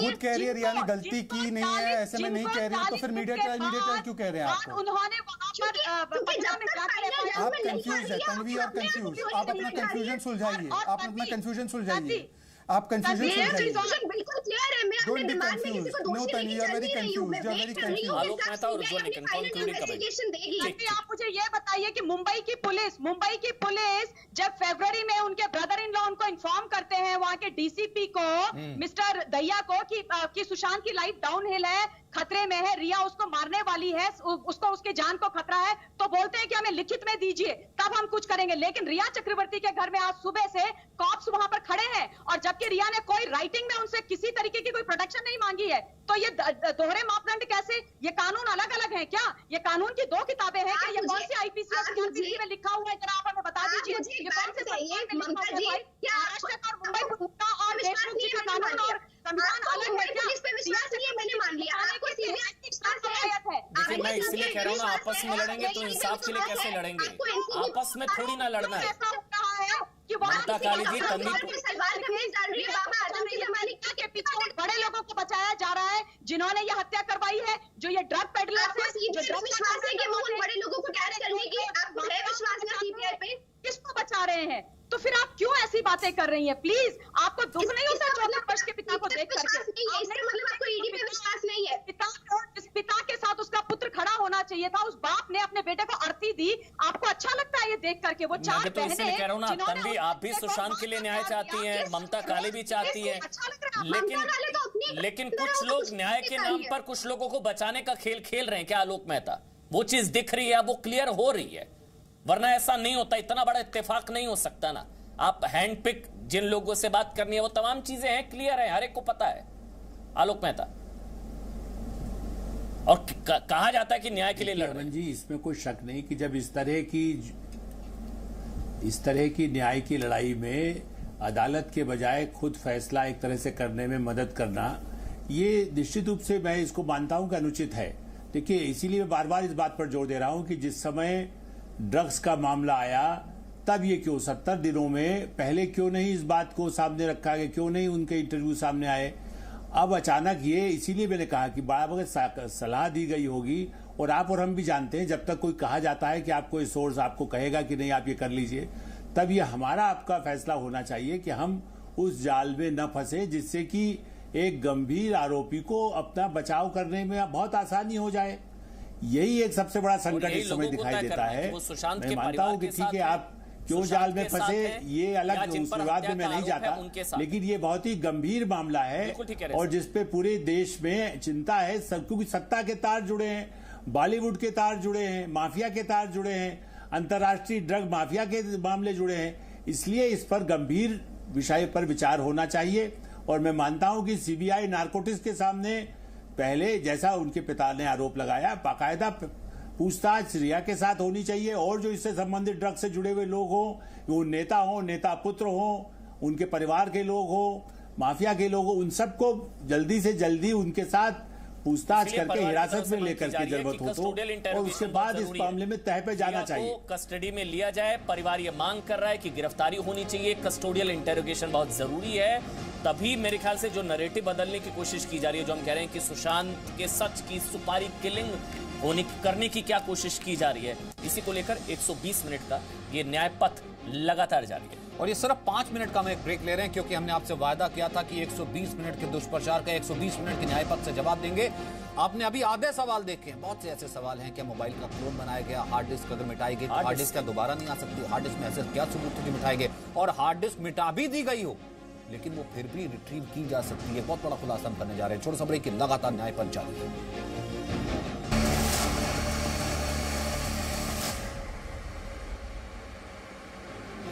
तो नमस्कार, लगातार आप देख रहे हैं, हम आपके साथ बने हुए हैं। आप मेरे साथ शिरीन जुड़ रही हैं क्योंकि हमने आपको वायदा किया था कि ये 120 मिनट का यानी कि 2 घंटे का सुशांत पर चल रहे दुष्प्रचार का न्याय पथ है।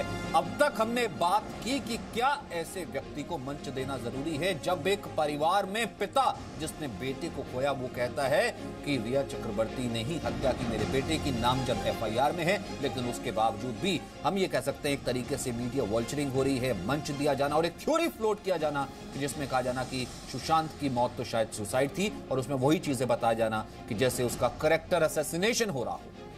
बिल्कुल, लेकिन अब हम बात इस बात को लेकर भी करेंगे कि आखिर जांच किस दिशा में जा रही है, क्योंकि देखिए आप हर दिन एक नया खुलासा, जांच जैसे जैसे हो रही है उस तरीके से हो रहा है और 75 दिन हो चुके हैं इस पूरे मामले को लेकर। लेकिन अब चूंकि सीबीआई का 7वां दिन है तो 7 दिन में जांच के दौरान कौन कौन से खुलासे हुए हैं, लेकिन इन खुलासों से किन किन को दिक्कत हो रही है, जांच प्रभावित करने की कोशिशें किस तरह से लगातार हो रही है, चाहे वो सबूतों को मिटाने की कोशिश हो, सबूतों के साथ छेड़खानी करने की कोशिश हो और इस तरीके से नई थियरी के जरिए इस पूरे केस को भटकाने की कोशिश। ये तमाम ऐसे पहलू हैं जिन पर चर्चा हम करेंगे।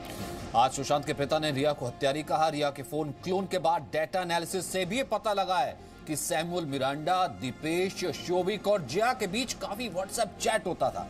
यह भी पता चला है कि सैमुअल मिरांडा और रिया ये दोनों आपस में बहुत क्लोज कोऑर्डिनेशन से काम कर रहे थे।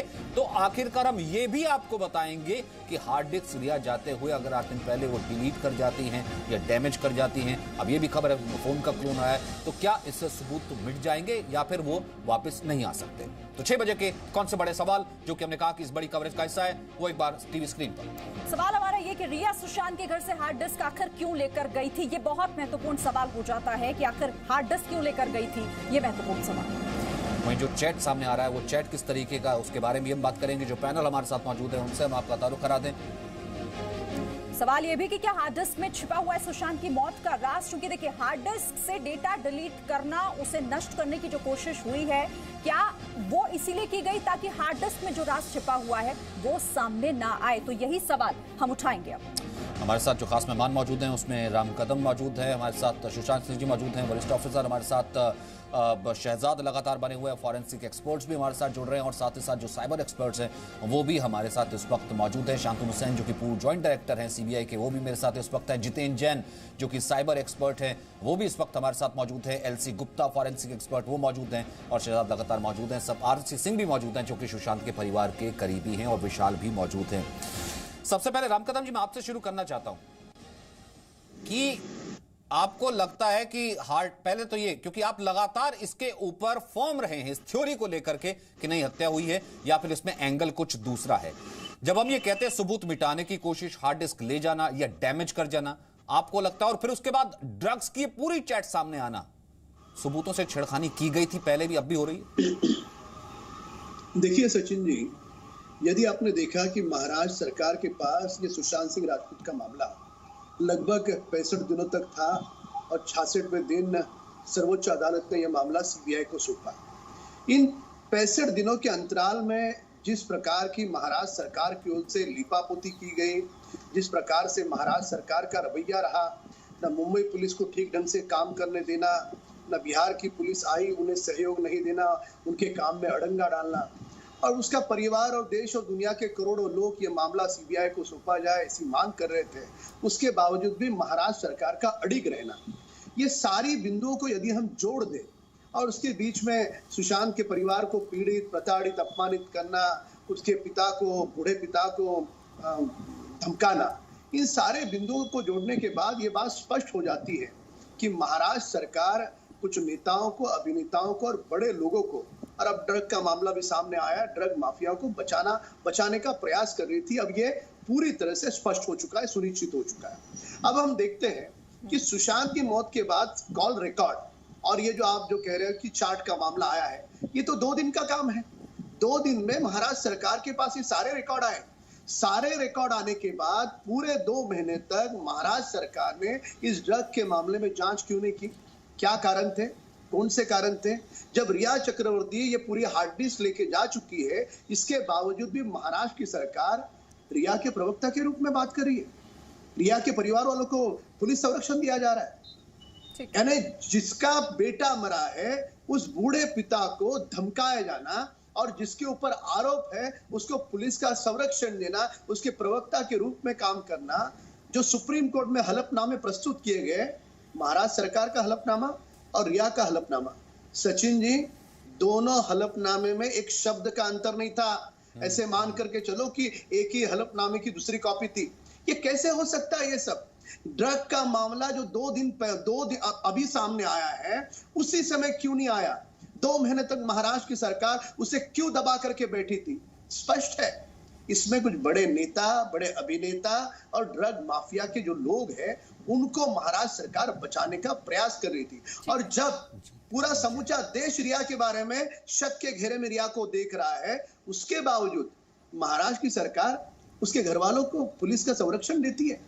तो कहीं ना कहीं ये हार्ड डिस्क वाला जो मामला आपका ये जायज हुआ ना कि देखिए 2 दिन का ये मामला, आपने कहा कि अगर चैट रिट्रीव हो सकती है, वापस आ सकती है, 2 दिन का ये तो ये मामला था कि अगर 70 दिन हो चुके हैं, उससे पहले महाराष्ट्र सरकार ये जांच कर रही थी, वो हार्ड डिस्क के बारे में पता लगवा सकती थी, एक्सपर्ट्स को बिठा सकती थी, कमेटी को बिठा सकती थी, लेकर के आ सकती थी कि हो सकता है इसमें ड्रग का एंगल हो, या फिर कोई मनचाही नहीं थी। बिल्कुल, और जितेंद्र जैन हमारे साथ हैं भी, जो खुद साइबर सुरक्षा विशेषज्ञ हैं, वो बेहतर तरीके से बताएंगे। जितेंद्र जैन, अब तो देखिए हार्ड डिस्क जो नष्ट की गई, उन तमाम सबूतों को दोबारा जिंदा करने की कोशिश हो रही है। जाहिर तौर पर जब ये जिंदा होंगे तो बहुत सारे खुलासे होंगे, लेकिन ये पहले नहीं हुए। सवाल तो यही उठ रहा है ना यहां पर कि जो हुआ है अब वो पहले नहीं हुआ। और एक और साथ में ये चीज, क्या दोबारा रिट्रीव की जा सकती सर चीजें हार्ड डिस्क डैमेज और डिलीट डाटा से भी? देखिए, मैं केस के ऊपर, मेरिट्स के ऊपर कोई कमेंट नहीं करूंगा, और जो आरोप प्रत्यारोप का दौर है वो जांच का विषय है। मेरा उस पर कोई न तो मेरा उसमें एक्सपर्टीज है, बट हाँ, जहाँ टेक्निकल पॉइंट है कि क्या डेटा को रिकवर किया जा सकता है, हाँ बिल्कुल। अगर हार्ड डिस्क अनइंटेंशनली डैमेज हुई है, गिर वगैरह गई है, तो मेजॉरिटी ऑफ केसेस के अंदर एक certain amount of data recover हो जाता है। अगर मान लीजिए आपने डेटा जानबूझ के डिलीट भी कर दिया है, वो डेटा भी रिकवर करना पॉसिबल होता है। बट बहुत बार मतलब हार्ड वाइप के ऐसे टूल आते हैं कि जो डेटा को मतलब एक ऑटोमेटेड फॉर्म में लगातार डिलीट करते हैं ताकि वो किसी फोरेंसिक रिकवरी के अंदर रिकवर ना हो सके। तो अगर उस इंटेंशन से अगर उस डेटा को डिलीट किया गया है, हार्ड डिस्क को मतलब हार्ड वाइप किया गया, तो शायद डेटा रिकवर ना हो पाए। बट अगर नॉर्मल डिलीटिंग है या मतलब हार्ड डिस्क को रिमूव किया गया है, गलती से डैमेज हो गई है, तो उस केसेस के अंदर, मेजॉरिटी केसेस के अंदर डेटा रिकवर हो जाता है। ठीक है शहजाद, अब मैं इसमें लेकर के आता हूं जो राम का सवाल उठा ले। क्या पहले से ही कुछ ऐसा फिशी था जो इस चैट के बाद सामने आया, जिसकी उम्मीद नहीं थी कि ये चैट भी सामने आ जाएगी, जिसमें कि स्टफ खत्म हो गया है, एमबीडी ऑयल देती हूं और ये सब चीजें, यानी कि ड्रग एंगल, या पहले उसका या कुछ शंका थी, इस कारण से जाने से पहले हार्ड डिस्क डिलीट कर दो? बिल्कुल, आपकी बात बिल्कुल सही है और मैं आपको बता सकता हूं कि ये जांच नहीं बल्कि जांच के नाम पे दुनिया के सबसे अच्छी पुलिस माने जाने वाली, दुनिया के सबसे अच्छे मुख्यमंत्री के तहत, दुनिया के सबसे अच्छे गृह मंत्री के तहत, जो world's best CM, world's best HM है, उनके तहत world's best cover up job कर रही थी। ये 70 दिन से कवर अप जॉब चल रहा था और मैं आपको एक नहीं कई बार बता सकता हूँ। संदीप सिंह की अनऑथराइज्ड एक्सेस, संदीप सिंह को मॉर्चुरी जाने की परमिशन, रिया को मॉर्चुरी जाने की परमिशन, कोई एफआईआर नहीं।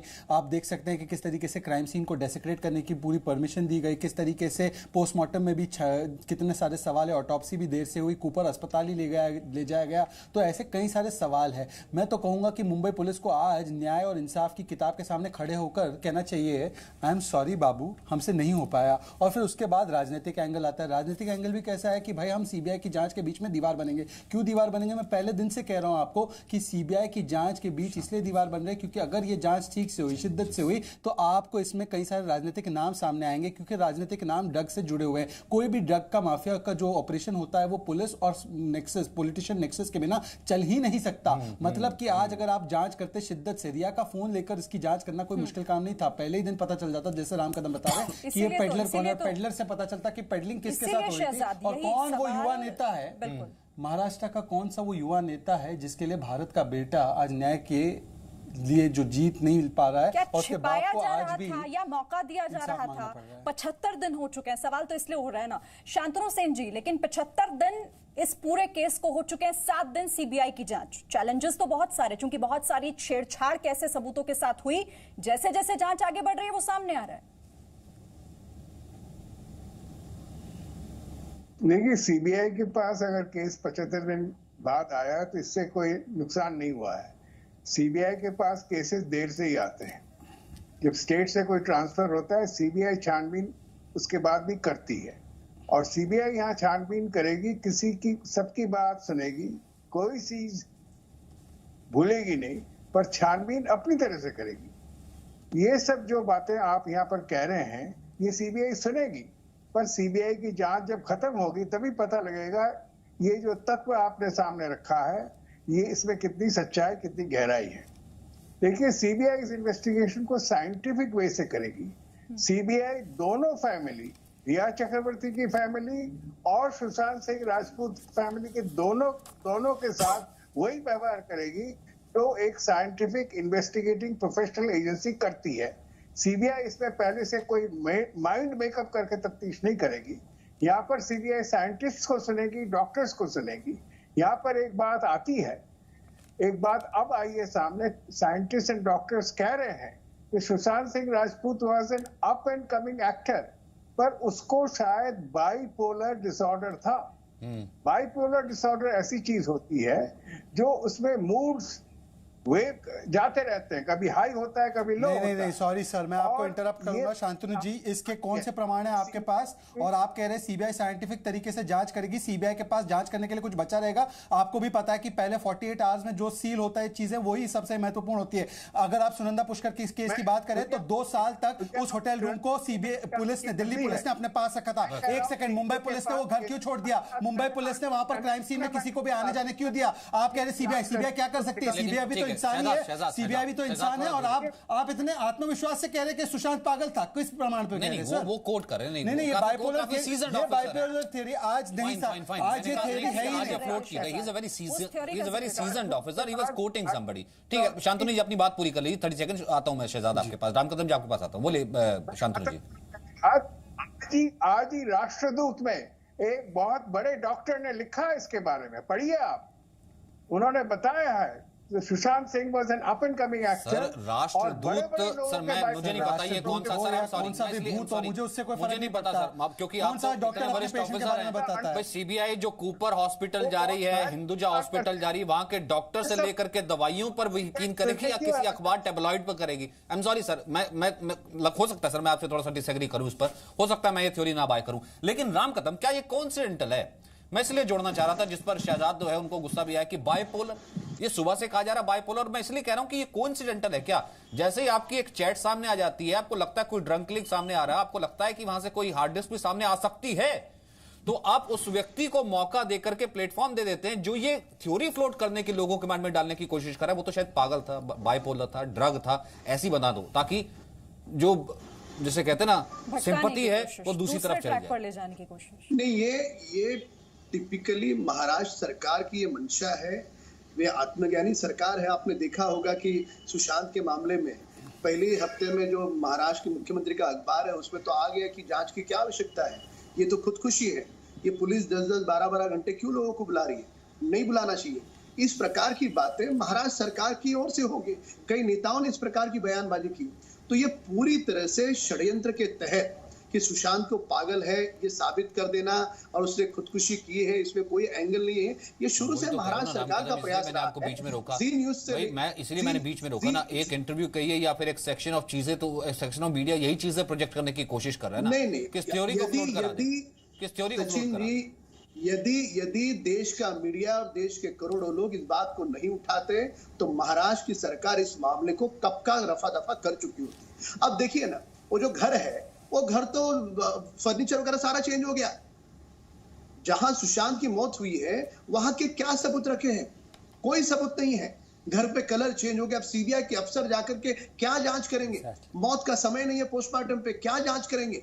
जांच के लिए पूरी तरह से सबूत मिटाने का दुस्साहस, कुकर्म महाराष्ट्र की सरकार की ओर से हो गया है, ऐसे सुशांत के परिवार का मानना है। लेकिन फिर भी जांच राम कदम जी जैसे आगे बढ़ रही है ना, जांच हो रही है। देखिए खुलासा तो होगा, इन तमाम लोगों के चेहरे से पर्दे तो उठेंगे, ये तमाम चीजें साफ हो रही हैं अब धीरे धीरे। मेरे साथ डॉक्टर एलसी गुप्ता भी हैं। ठीक है सर, आपके पास आते हैं हम। डॉक्टर एलसी गुप्ता भी हमारे साथ हैं, senior forensic expert. LC Gupta ji, देखिए इस मामले में जो चैट रिट्रीव हुई है जिसमें बातचीत की गई सुशांत को लेकर, एक लंबे समय से उन्हें ड्रग दिया जा रहा था, क्योंकि परिवार भी ये आरोप लगा रहा है, पिता सीधे सीधे ये आरोप लगा रहे हैं कि उन्हें एक मीठा जहर दिया जा रहा था। रिया चक्रवर्ती पर यह सीधा सीधा आरोप है परिवार की तरफ से। तो क्या ये मुमकिन है कि जो जांच रिपोर्ट शुरुआत में आती है, अगर एक लंबे समय से किसी को ड्रग दिया जा रहा हो तो इसका पता ना चल पाए कि कंज्यूम हुआ है बॉडी में?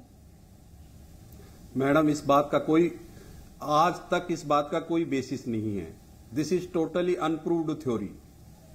मैं अपने 35 साल के कैरियर से और एक्सपीरियंस से इस केस को शुरू से देख रहा हूं। 2 महीने के पीरियड में सब बकवास की जा रही है। This was so simple case, जिसमें अगर मेरा जैसा कोई एक्सपर्ट आता तो सीधा कहता कि this is a simple case of planned murder, this is not at all A case of hanging and suicide. पर हर कॉर्नर से एक ही बात की जा रही थी और हर कॉर्नर से यही प्रूव किया जा रहा था कि ये केस अबेटमेंट टू सुसाइड का है, अबेटमेंट टू सुसाइड का है, जबकि ये सिंपल केस है जहां हर लेवल पे दिख रहा है कि there was some planned manipulation. क्या फॉल प्ले आपको लगता है? Even in the case of postmortem, ये क्या थ्योरी लगती है? रात को 11 बजे 12 बजे पोस्टमार्टम हो रहा है, आज तक कभी किसी जगह नहीं देखा गया, unless until there is a law and order problem with the police, और पुलिस उस चीज को टैकल करने में फेल है। मैं जहां तक समझता हूं बॉम्बे पुलिस के साथ ऐसा कोई कंस्ट्रेंट नहीं था। देयर वाज नो रीजन अगर आपको 12 बजे 11 बजे आप पोस्टमार्टम कराएंगे।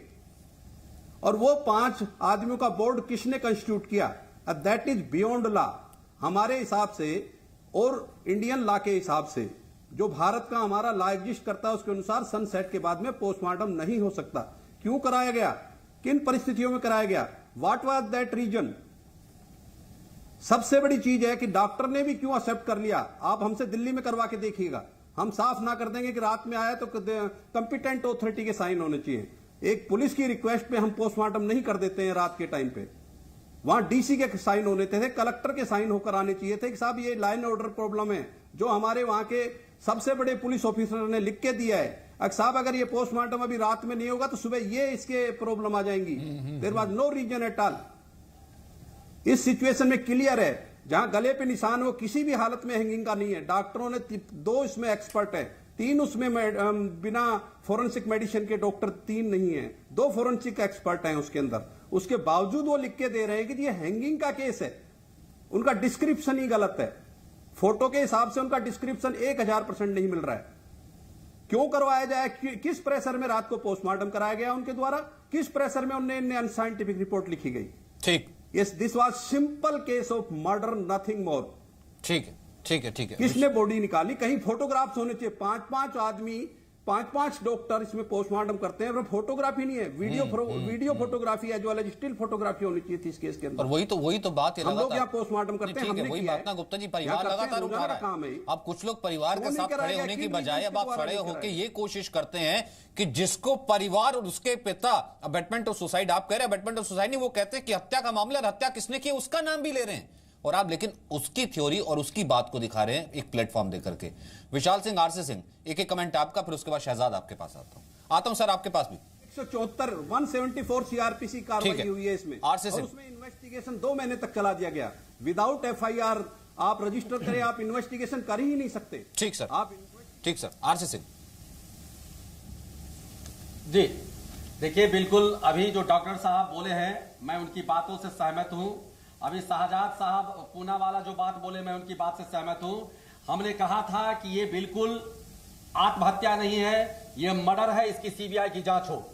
वो हुई और ये हम लोग शुरू से ही बोल रहे हैं, और ये प्लान मर्डर है बिल्कुल। देखिए अगर कोई भी हत्या होती है या कोई भी सुसाइड होता है तो जिस जगह पे होता है पहले उस जगह को कवर किया जाता है, उसको सील किया जाता है। आपने देखा कि उस जगह को ना सील किया गया, और सबसे बड़ी बात जो सबसे बड़ा चीज उठ रहा है कि अगर हैंग था तो वहां 5 लोग थे, वो क्यों नहीं उसका फोटोग्राफी किया?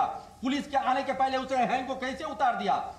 तो ये निश्चित रूप से ये कोई आका है जो मालिक को बचाने का काम ये पुलिस वाला सारा प्रशासन लगा हुआ है, और हम लोग इस मुहिम को छोड़ने वाले नहीं हैं। जब तक इसकी गिरफ्तारी नहीं होगी हम लोग जान प्राण लगा देंगे और ये आवाज को दबने नहीं देंगे।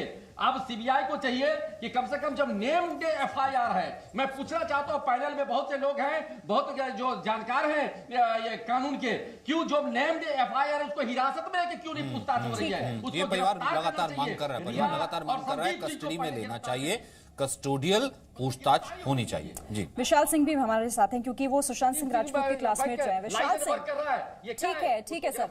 विशाल सिंह, यही सवाल कि आखिर शुरुआत से ही क्या इस जांच को भटकाने की कोशिश की जा रही थी? क्योंकि पहले ही सबसे पहले जब ये केस सामने आता है तो सुशांत ने आत्महत्या की, हर किसी की जुबान पर यही था। जैसे जैसे इस केस को आगे ले जाया जा रहा था सवाल यही, लेकिन परिवार वाले और आप जैसे जो करीबी रहे सुशांत के, उन्होंने हमेशा यही कहा कि सुशांत ऐसा था ही नहीं जो सुसाइड कर सके। जी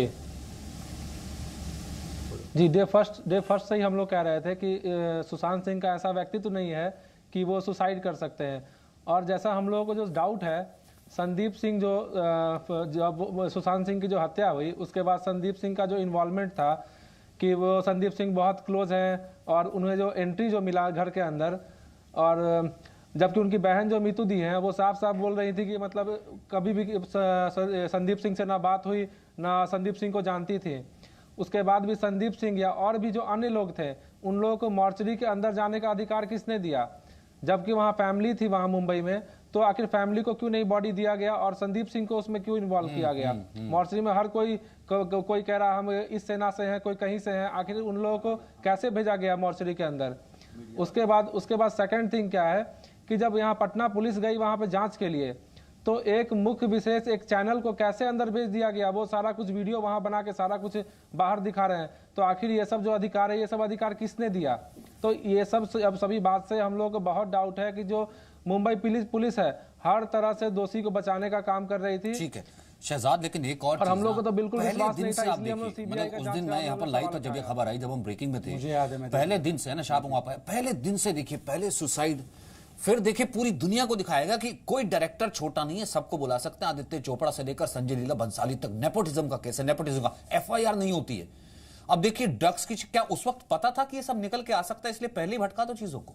बिल्कुल। अब देखिए पोस्टमार्टम करने के बाद और इस जांच की डीएनए टेस्ट करने के बाद एक चीज तो क्लियर है कि मुंबई पुलिस जो है और जो सुसाइड थ्योरी है, खासकर सुसाइड लॉबी, उनको जाकर सुसाइड कर देना चाहिए। मैं इसलिए कह रहा हूं क्योंकि जांच के नाम पर ये बेसिकली किसी को बचा ही रहे थे और इसीलिए हमें उन्होंने वाइल्ड गूस चेस जिसे कहते हैं अंग्रेजी में, उसमें भेज दिया। मैं आपसे पूछना चाहता हूं कि एम्स के जो सुधीर गुप्ता है, जिनको अभी ये फॉरेंसिक वगैरह पोस्टमार्टम का जिम्मा दिया गया है, पहले उन्होंने सवाल उठा दिया टाइम ऑफ डेथ कैसे नहीं, ये एलिमेंट थी, सबसे बड़ी चूक है। उसके बाद में आपको आपको बताना चाहता हूं कि 2-2 साल तक रूम को रखा गया था सुनंदा पुष्कर केस में, इन्होंने घर दे दिया। मैं उनको पूछना चाहता हूं कि किस तरीके से आपने जो अभी ये मेन किरदार है रिया के अलावा पिठानी, दीपेश, नीरज, केशव, इनसे आपने शिद्दत से पूछताछ नहीं की। पिठानी को तो आपने घर भेज दिया हैदराबाद, ये कैसी जांच चल रही थी? अच्छा, जिसको जांच करनी चाहिए थी, मतलब फ्लैटमेट जो आखिरी वक्त में 13 जून 14 जून को थे, उनको बड़े आराम से एक जगह मैंने सुना है पिठानी ने बोला कि मेरे लिए तो बड़ा स्पिरिचुअल एक्सपीरियंस था मुंबई पुलिस से बात करना। मतलब आपने उनकी शिद्दत से जांच ही नहीं की, आपने रिया के फाइनेंशियल एंगल पर जांच नहीं की। पटना से जब पुलिस आए तो उनको रोक दिया गया, सीबीआई में लगातार आप दीवार बने रहे। तो सर हमने भी बहुत सारी जांचें देखी। आप एक बात करूं मैं आपको, पोस्टमार्टम में आंखें बाहर नहीं निकल के आ रही है, सुसाइड है। लिगेचर मार्क के बारे में जो कहा गया है, जूस बोला था पिया था, पर जूस का कोई जिक्र नहीं है, शरीर पर चोट है उसका कोई जिक्र नहीं है। भाई हम लोगों ने भी बहुत सारी रिपोर्टें देखी है, ऐसी 7 पेज की रिपोर्ट जिसमें टाइम ऑफ डेथ ही ना हो, ये सबसे फर्जी है। इसीलिए विसेरा वापस भेजा गया है और एम्स के सुधीर गुप्ता को दिया गया है। एक मिनट जैन साहब, जितेंद्र जैन काफी देर से कुछ कहना चाहते हैं, फिर उसके बाद अगला सवाल। जितेंद्र जैन बोलिए। एक तो मैं कहना चाहूंगा, ये जो भी लोग ये कह रहे हैं ना कि उनको बाइपोलर डिप्रेशन था या वो किसी साइकियाट्रिस्ट को कंसल्ट कर रहे थे इसलिए वो पागल है, आई थिंक ये हमें बहुत तरीके से बात करनी चाहिए। और हम लोग सब जिम्मेदार पत्रकारिता कर रहे हैं। अगर किसी को सच में बाइपोलर डिप्रेशन था भी, and if he was seeking, it is a mental health issue like any other disease and he was seeking treatment, तो just because किसी को डिप्रेशन या पागल करार दे दें, ये बेवकूफी है। और जो लोग इस तरह की बातें कर रहे हैं उनको आप लोग प्लेटफॉर्म ना दें। दूसरी बात, medically it's not been proven, मतलब it's kind of a theory, ये सिर्फ थ्योरी आई। डिप्रेशन है भी तो वो पागल नहीं है। अगर डिप्रेशन था भी तो वो पागल नहीं है। तो जो लोग सुशांत को पागल कह रहे हैं उन लोगों को प्लेटफॉर्म नहीं देना चाहिए। दूसरी बात, ये सारा जो भी डिटेल्स निकल के आ रही है, ये तो अब सीबीआई ने जो ये फोरेंसिक एविडेंस निकाला है, डिलीटेड चैट्स वगैरह रिया के, अभी जब सुशांत के फोन का फोरेंसिक एनालिसिस होगा तो आई थिंक पिक्चर बहुत ज्यादा क्लियर हो जाएगी। तो बॉम्बे पुलिस ने अभी तक सुशांत के फोन का या उनके सिस्टम्स का फोरेंसिक एनालिसिस किया है या नहीं किया है, या शेयर किया है सीबीआई के साथ, वो चीजें जब सामने आएंगी आई थिंक सबसे ज्यादा क्लैरिटी तब आएगी। बिल्कुल, और ये क्लैरिटी कभी मुंबई पुलिस की तरफ से रही नहीं। राम कदम जी, यही महत्वपूर्ण सवाल मैं आपसे पूछना भी चाह रही थी कि शुरुआत के 60 से 65 दिन ऐसे रहे जिसमें ये तमाम जो थ्योरी जो अब बीते 7 दिनों में आज तक में निकलकर सामने आई है, इस पर क्या किसी का ध्यान गया ही नहीं, या महाराष्ट्र पुलिस सीधे तौर पर इन तमाम थ्योरी पर बात नहीं करना चाहती थी, छिपाना चाहती थी और सिर्फ इस पूरे केस को नेपोटिज्म के इर्द गिर्द घुमाकर रख दिया? नहीं, मुंबई पुलिस का इस पे कोई उनको हम गुनाहगार नहीं समझते। महाराष्ट्र की सरकार ने अगर उन्हें काम करने दिया होता तो मुंबई पुलिस सक्षम है, पर महाराष्ट्र सरकार की दखल अंदाजी के कारण मुंबई पुलिस की छवि पूरे देश और दुनिया के सामने खराब करने का काम महाराष्ट्र सरकार ने किया। महाराष्ट्र सरकार की मंशा शुरू से इस मामले को रफा दफा करने की मंशा रही है। महाराष्ट्र सरकार यदि चाहती कि यह मामला ठीक से इसकी जांच हो तो पहले 2 दिन में ही ड्रग का मामला सामने आ जाता। पहले 2 दिन में ही ये रिया ने जो हार्ड डिस्क लेकर के गई है, पहले 2 दिन में वो सामने आता। उसमें कौन सा रॉकेट साइंस है? पर महाराष्ट्र सरकार की मंशा ही नहीं थी। अब सवाल ये उठता है कि मंशा क्यों नहीं थी, तो मैं फिर से उसी मूल बात पर आऊंगा। महाराष्ट्र सरकार की मंशा इस कारण नहीं थी क्योंकि इस पूरे प्रकरण में कोई नेता, कोई अभिनेता और कोई बड़े ड्रग माफिया इन्वॉल्व है, और उसी के कारण पहले दिन से पोस्टमार्टम की रिपोर्ट में समय नहीं होना, ये कोई साधारण सा इंसान नहीं है। साधारण इंसान का भी अगर पोस्टमार्टम होता है तो रात्रि के समय नहीं होता, दिन के समय होता है। उसकी वीडियो रिकॉर्डिंग होती है और उसमें टाइम बाकायदा डाला जाता है। इसमें नहीं डाला गया। यहाँ पर कोई कह रहे तो बात सच है, गले के निशान और जो कपड़ा है ये दोनों मैच नहीं होते। अच्छा, सुशांत की हाइट और बेड के ऊपर का वो जो सारा स्ट्रक्चर है वो हाइट के हिसाब से वो लटक ही नहीं सकता। वहां पे कई सारे बिंदु है। हमारे सुब्रमण्यम स्वामी जी ने शुरू के पहले ही हफ्ते में लगभग 26 बिंदु दिए थे। उन्होंने बिंदु देने के बाद भी महाराष्ट्र सरकार ने यहां तक कर्टसी नहीं दिखाई कि उन बिंदुओं की वो जांच करे। महाराष्ट्र सरकार पूरी तरह से ओवर कॉन्फिडेंट थी कि ये मामला हम पूरी तरह से दबा देंगे। मैं तो मीडिया को धन्यवाद दूंगा, मैं पत्रकारों को धन्यवाद दूंगा कि पत्रकारों के कारण ये मामला दबा नहीं, देश की सजग दुनिया के लोगों के कारण ये मामला दबा नहीं, वरना महाराष्ट्र सरकार की मंशा पूरी तरह से इस मामले को दबा देने की थी। नहीं, कुछ तो मीडिया ट्रायल जो पहले कह रहे थे इंसाफ को मीडिया ट्रायल, वो अब भी ये चाह रहे हैं कि मीडिया ट्रायल कुछ ऐसा किया जाए कि मामला दब जाए। खैर, जांच तो अभी होती रहेगी। शांतनु जी, आपको क्या लगता है अभी जिस तरीके की लैपटॉप हो, डेस्कटॉप हो, मैं वो अभी एक डेमो भी दिखाने वाला हूं कि वो कैसे हो सकता है या नहीं हो सकता है। कुछ लोग सोच रहे होंगे वापस डाटा आ सकता है कि नहीं, मैं अभी वो एक डेमो दिखाऊंगा। लेकिन शांतनु जी, आपको क्या लगता है, पिक्चर अभी काफी बाकी है? सिंपल देखिए, अभी हम लोग बॉम्बे पुलिस और पटना पुलिस की बात करना बंद कर दें तो अच्छा रहेगा। उन्होंने तो बहुत गलतियां की हैं और गलतियां सामने आ गई है। हमारे सामने है सीबीआई का 7 दिन का काम। अब सीबीआई अभी तक इस नतीजे में नहीं पहुंची है जो रिया चक्रवर्ती का इतना इन्वॉल्वमेंट है जो उसका कस्टोडियल इंटरोगेशन करे। हम यहाँ पर एलिगेशन फैमिली की अबेटमेंट ऑफ सुसाइड की थी, जो पटना एफआईआर थी उसमें मर्डर का चार्ज उन्होंने नहीं लगाया था, उन्होंने अबेटमेंट ऑफ सुसाइड थी। और रिया चक्रवर्ती का अबेटमेंट के सुसाइड के जो भी सामने बातें आई है इस पर सीबीआई गौर से देख रही है। मैं समझता हूँ सीबीआई जो काम कर रही है इसके बारे में शायद किसी को कुछ पता नहीं है, ना पता होना चाहिए। इसको शांतिपूर्वक हम लोग देखें। और बॉम्बे पुलिस और पटना पुलिस की, स्पेशली बॉम्बे पुलिस की जो गलतियां हुई है और पटना पुलिस को जो काम करने नहीं दिया था बॉम्बे पुलिस ने, इसके बारे में तो सारी डिस्कशन हो चुकी है। एंड बॉम्बे पुलिस के जैसे जैसे जांच आगे आएगी बात तो उन पे भी सामने आएंगे ना सर। वो कैसे कि मतलब ठीक है जांच होगी, जैसे जैसे जांच आगे बढ़ेगी, जैसे जैसे जांच आगे बढ़ेगी तो कहीं ना कहीं वो पिछली जिसे कहते हैं भले वो जांच को अफेक्ट करने का तरीका, सबूत मिटाने का तरीका, वो सब तो आएगा ना सर। वो भी डिस्कस तो होगा, सवाल तो वो पूछे ही जाएंगे। ठीक है सीबीआई इससे किसी तरीके से प्रेशर में नहीं आती, अपना काम करती है। लेकिन मैं क्यों कह रहा हूं कि सबूत बहुत से मिटाने की कोशिश की गई, क्योंकि जब हम ये कहते हैं लैपटॉप और डेस्कटॉप को भी डिलीट किया गया वहां पर, अब किसी मोबाइल लैपटॉप या डेस्कटॉप से डिलीट किए गए डेटा रिकवर कैसे होते हैं ये आपके लिए देखना बहुत जरूरी है, बहुत एक्सक्लूसिव चीज है। कंप्यूटर हार्ड ड्राइव में या मेमोरी कार्ड में से फाइल्स को डिलीट करे या उसको फॉर्मेट करे तो ये गलत इंप्रेशन है या मिथ है कि एक बार मैं डिलीट करूं और रिसाइकल बिन एम्प्टी करूं तो डेटा चला जाता है और फिर किसी को नहीं मिलेगा। बहुत एक सिंपल तरीका है। एक सॉफ्टवेयर है हमारा, फ्री सॉफ्टवेयर है स्टेलर डेटा रिकवरी, जो मैं आपको चलाना दिखाता हूँ। बहुत सिंपल है। तो विशाल एक बार पहले आप हार्ड ड्राइव दिखाइए ना खाली। सो आप इसको डिलीट कर दी, ये फोल्डर आपने डिलीट तो मैंने ये डेटा इसमें से डिलीट कर दिया और रिसाइकल बिन से एम्प्टी कर दिया। अब मैं डेटा रिकवरी सॉफ्टवेयर को चलाता हूँ। विशाल हाँ इंस्टॉल्ड है तो आप चला लीजिए उसी को। चलो डेटा रिकवरी के डेस्कटॉप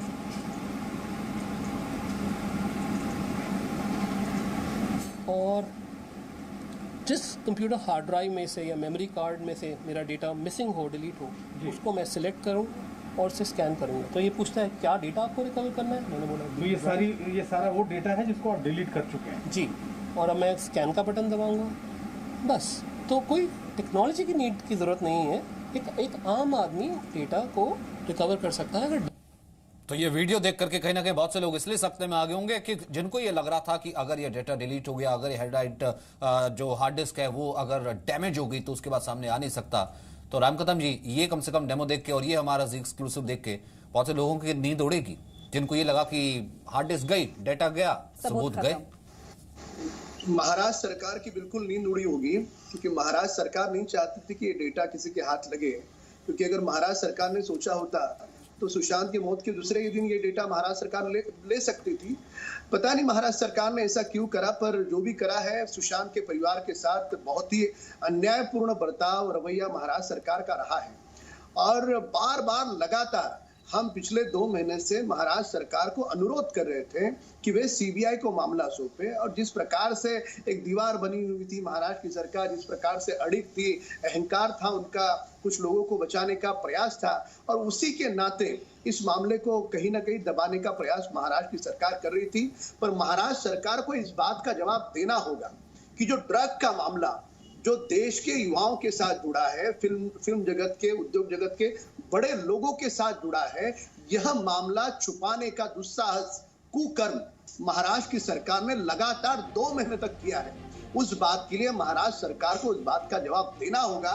और महाराष्ट्र सरकार को इस बात का भी जवाब देना होगा कि इसके बीच के समय डेटा तो मिल गया, और जो सुशांत का घर था वो घर पे कलर लग गया, घर का फर्नीचर पूरा निकल गया, वहां पर पता नहीं अब कोई दूसरा भी रहने आ गया, ऐसा सुनने में आ रहा है। तो महाराष्ट्र सरकार ने उसमें भी लापरवाही बरती। यानी पोस्टमार्टम से लेकर के कोई भी ऐसा बिंदु नहीं है कि जहां पर महाराष्ट्र की सरकार हर बिंदु में शक के घेरे में है।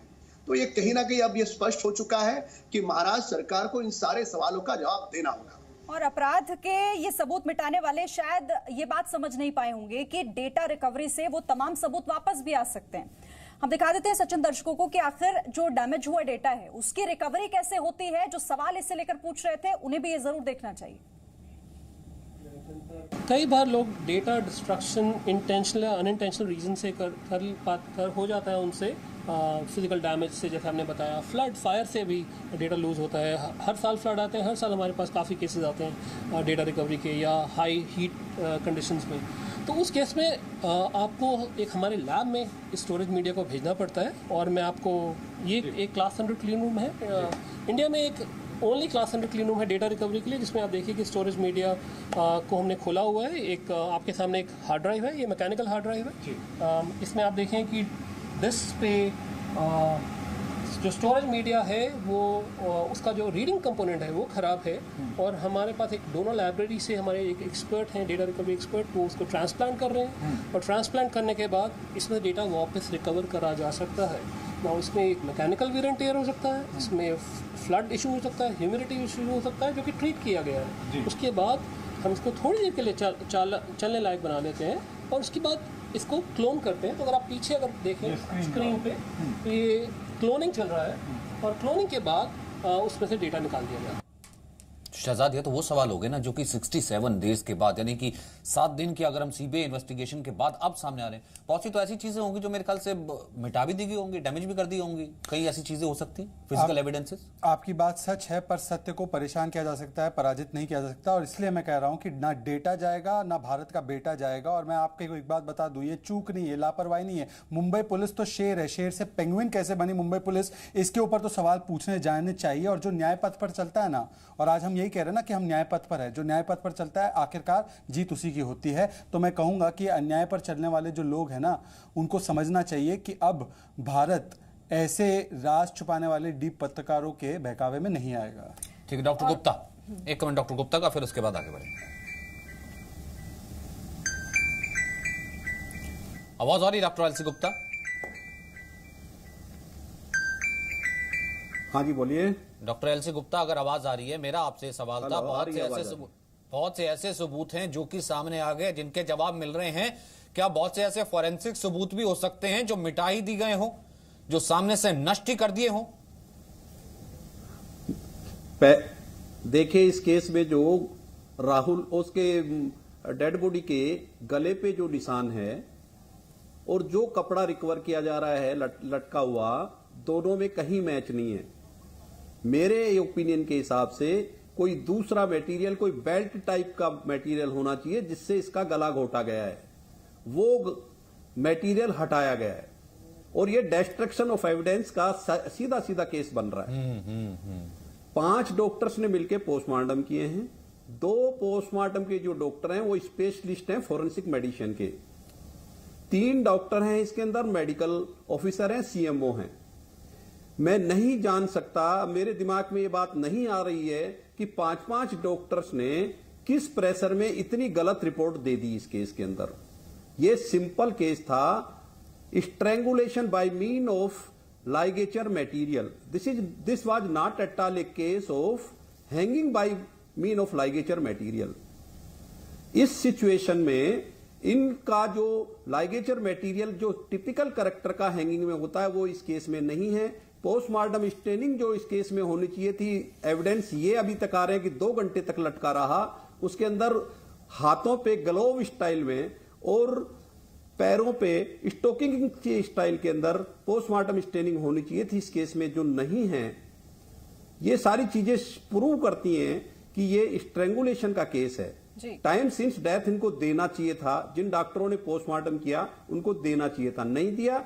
We shall find out the reason क्यों नहीं दिया। दूसरी चीज, इस केस के अंदर जो कूपर हॉस्पिटल के डॉक्टर से जब सवाल भी पूछा गया था तो उन्होंने यही कहा था कि हमें जो कहा गया, जब नियमों को लेकर पूछा गया कि भाई इतनी जल्दबाजी पोस्टमार्टम को लेकर क्या थी, तो उन्होंने यही कहा था कि हमसे जो कहा गया हमने किया गया। राम कदम जी, अब सवाल तो जाहिर सी बात है लेकर के तो पुलिस अधिकारी पहुंची थी वहां पर, तो सवाल उनको लेकर ये है ना। आप भी बार बार सवाल उसी को लेकर उठा रहे हैं, लेकिन देखिए अब सवाल ये है कि अगर वो इस आपराधिक मामले में, इस पूरे षड्यंत्र में उनका भी कहीं ना कहीं योगदान था, उनकी भूमिका थी, तो क्या जब ये चीजें सामने आएंगी तो उन पर भी कार्रवाई होगी जो कानून के रखवाले कहे जाते हैं? देखिए, संकट काल में देश के सभी डॉक्टर्स ने बहुत बढ़िया काम किया है, उन्हें हम देवदूत के रूप में मानते हैं। पर यहाँ पर जो 5 डॉक्टर हैं वे स्पष्ट रूप से कह चुके हैं कि उनको जो कहा गया वही उन्होंने किया है। अब ये जो उनको जो कहा गया, ये जो एक लाइन है, इसी लाइन में सब कुछ सत्य छुपा है। अब ये उनको कहने वाले ये सत्ता केंद्र है। अब सत्ता केंद्र महाराष्ट्र की सरकार है। अब महाराष्ट्र की सरकार अगर यदि पहले दिन से हमको जो कहा गया वैसे हमने किया है, ये डॉक्टर का बयान अपने आप में महाराष्ट्र सरकार की पोल खोल देता है। और उसके बाद जिस प्रकार से, मैं तो पुनः एक बार कहूंगा कि रिया के प्रवक्ता के रूप में महाराष्ट्र सरकार इस तरह से पूरी तरह से पहाड़ की तरह क्यों खड़ी है? क्या कारण है? कौन सा ऐसा डर है कि रिया को यदि पुलिस अरेस्ट करती है, सीबीआई अरेस्ट करती है, तो महाराष्ट्र की सरकार के मन में कौन सा भय है? कौन सी ऐसी आपत्ति उन्हें? क्योंकि रिया के अरेस्ट होने से महाराष्ट्र सरकार के बहुत सारे पोल, बहुत सारे राज खुल जाएंगे, और जिनको महाराष्ट्र की सरकार बचाना चाहती है, जिन नेता को बचाना चाहती है, जिन अभिनेता को बचाना चाहती है, जिन ड्रग माफिया को बचाना चाहती है, वे पर्दाफाश होंगे। तो इसी के कारण पहले दिन से वजह है, जब पटना में एफआईआर दर्ज होती है तो कैसे उसकी तकलीफ महाराष्ट्र में महाराष्ट्र पुलिस और महाराष्ट्र सरकार महसूस कर रही हो, क्वारंटीन कर देते हैं, वो जांच तक नहीं करने देते हैं। हम आपको तभी बता देना, हम कह रहे हैं कि जो जांच चल रही है, जांच से जुड़ी जो खबर है वो सीबीआई तक है और सीबीआई उस जांच को कर रही है, लेकिन जो फ्लॉस है, जिस तरीके की बातें हैं, हम सिर्फ उसको रिपोर्ट कर रहे हैं। और हम ये कह रहे हैं कि इसलिए 120 मिनट का न्याय पथ है, क्योंकि एक पिता 74 साल का ये कहता है मेरा बेटा चला गया, लेकिन कुछ लोग आज भी एक सेक्शन में उसे इनोसेंट साबित करने के लिए खड़े हो जाते हैं, जिसको उसका पिता हत्यारा कहता है। ये देखिए, ये यहां पर नैरेटिव जा रहा है। हमारी अगर हम विश्वसनीयता के पैमाने पर यह खबर दिखाऊं तो हमारी ये खबर, ये कवरेज विश्वसनीयता के हर पैमाने पर खरी उतरती है। मैं आपको नीचे मानक दिखाता हूं, क्योंकि इस खबर जो है सबूतों से जुड़ी हुई है। हमने इसके लिए गवाह और जो तमाम है उनकी राय भी ली है। हमारे जो रिपोर्टर्स हैं, रिपोर्टर मौके पर मौजूद है और उसके बाद ये खबर दिखाई जा रही है। लेकिन शहजाद एक इतना बड़ा सेलिब्रिटी और वो जो सुपरस्टार है, उसकी खबर अगर अचानक मिलती पुलिस को तो वो लेके जाती पोस्टमार्टम के लिए, तो अफरा तफरी मच जाती ना। एक तो थोड़ा सा हाथ में फूल जाता है ना कि एक सेलिब्रिटी की डेथ, ऊपर से इतनी बड़ी खबर फैल गई। ये तो ऐसे लग रहा है कि कुछ चीज पहले से स्क्रिप्ट की होगी, इतने बजे आएंगे, इतने बजे ये होगा, ये डेथ होगा। ये पूरी तरीके से एग्जीक्यूटेड प्लान्ड मर्डर था और इसमें बहुत सारे बड़े बड़े लिंक्स निकल के आएंगे। और इसीलिए मैं इसको कहता हूं कि ये महा बॉलीवुड ड्रग पॉलिटिकल अघाड़ी ने इस हत्या को करवाई है, और इसीलिए हमें एक दूसरी थियोरी की दिशा दिखाई जाती है, पर जो दिशा के साथ इसके संबंध है उसके बारे में कुछ नहीं बताया जाता है। तो मैं आज कहूंगा कि न्याय के साथ सोशल डिस्टेंसिंग नहीं की जा सकती और इंसाफ को कभी क्वारंटीन नहीं किया जा सकता। पटना पुलिस को तो दिशा का जिक्र किया ना, मैं एक चीज जोड़ना चाहती हूँ। 8 जून, ये 8 जून का राज भी सामने आना बहुत जरूरी है। देखिए, रिया चक्रवर्ती कहती हैं 8 जून को मैं घर छोड़कर गई, उनका झगड़ा होता है। जो ड्राइव डिलीट की गई उसको भी आपने 8 जून को किया, और दिशा सालियान की आत्महत्या की जो खबर आती है वो भी 8 जून को, तथाकथित आत्महत्या। और 8 जून को ही महेश भट्ट से कहती है आयशा कि मैं आगे बढ़ गई। बिल्कुल, ये कोइंसिडेंटल है, इसको हम लगातार उठा रहे ना। विशाल कुछ कहना चाहते हैं, जो कि सुशांत के दोस्त हैं विशाल सिंह और आरसी सिंह। एक और कमेंट, क्योंकि जैसे जैसे चीजें आगे बढ़ रही हैं आपको कहीं ना कहीं लग रहा होगा कि जैसे शहजाद कह रहे थे आरसी सिंह की, सत्य जो है पिछड़ सकता है, पराजित नहीं हो सकता, जुटलाया जा सकता है, लेकिन जीत सत्य की होती है। आरसी सिंह जी बिल्कुल उन्होंने सही कहा। बिल्कुल शहजाद साहब ने बहुत अच्छी बात कही थी। सच की होगी जीत, सदा झूठ सदा ही हारेगा और न्याय पे चलने वाले का जीत होगा। मैं आपको बता दूं कि महाराष्ट्र में जितना थू हो रहा है, पूरे देश के अंदर में जो महाराष्ट्र के प्रति वहां के जनता कितना आज घुटन महसूस कर रहे हैं। जो राष्ट्रवादी जनता है, जनता महाराष्ट्र के जो वहां के वीर सपूत हैं, जो शिवाजी के पुत्र हैं, आज सब दुखी हैं, सिर्फ इसलिए कि सिर्फ लोग पुत्र मोह में अपने को, पूरे महाराष्ट्र को बर्बाद कर रहा है। आज प्रशासन में जो पुलिस अफसर, जो वहां ईमानदार पुलिस अफसर हैं, आज वो भी घुटन महसूस कर रहे हैं, क्योंकि वो सच कहना चाहते हैं लेकिन उसको कहने नहीं दिया जाता है। आज जिस डॉक्टर पे सवाल उठ रहा है, वो डॉक्टर ने क्या कहा? वो डॉक्टर ने कहा मुझे जो कहा गया। ये सारी चीजें जो सत्य है वो बिल्कुल सामने आ रहा है, और भगवान के घर में देर है अंधेर नहीं है। तो हम लोग न्याय चाहते हैं, और ये न्याय ये कहते हुए कि जैसा जो उनके पिता है, उनके पिता के साथ अगर पूरे देश ने कहा कि हम खड़े हैं, तो हम भी लगातार ये कह रहे हैं कि जी न्यूज पर तमाम विश्वसनीय तथ्यों के साथ जब तक सुशांत को न्याय नहीं मिल जाता तब तक हम भी खड़े हैं। और अगर ऐसी कोई ताकतें, ऐसी कोई चीजें, ऐसी कोई हम ये कह सकते हैं प्लेटफॉर्म जो ये कोशिश करें पिता जिसे कहता है मेरे बेटे का त्यारा और उसे फ्लोट करके एक ऐसी थ्योरी कहलवाने की कोशिश करे कि मेरा बेटा तो ये था, मेरा बेटा बाइपोलर था या उसको ड्रग्स दी जाती थी, इन चीजों को यानी उसका भी खुलासा करना बहुत जरूरी है। और आज हम इसीलिए ये 120 मिनट की बड़ी कवरेज लेकर के आए। बहुत बहुत शुक्रिया आप सभी का मेरे साथ जुड़े रहने के लिए।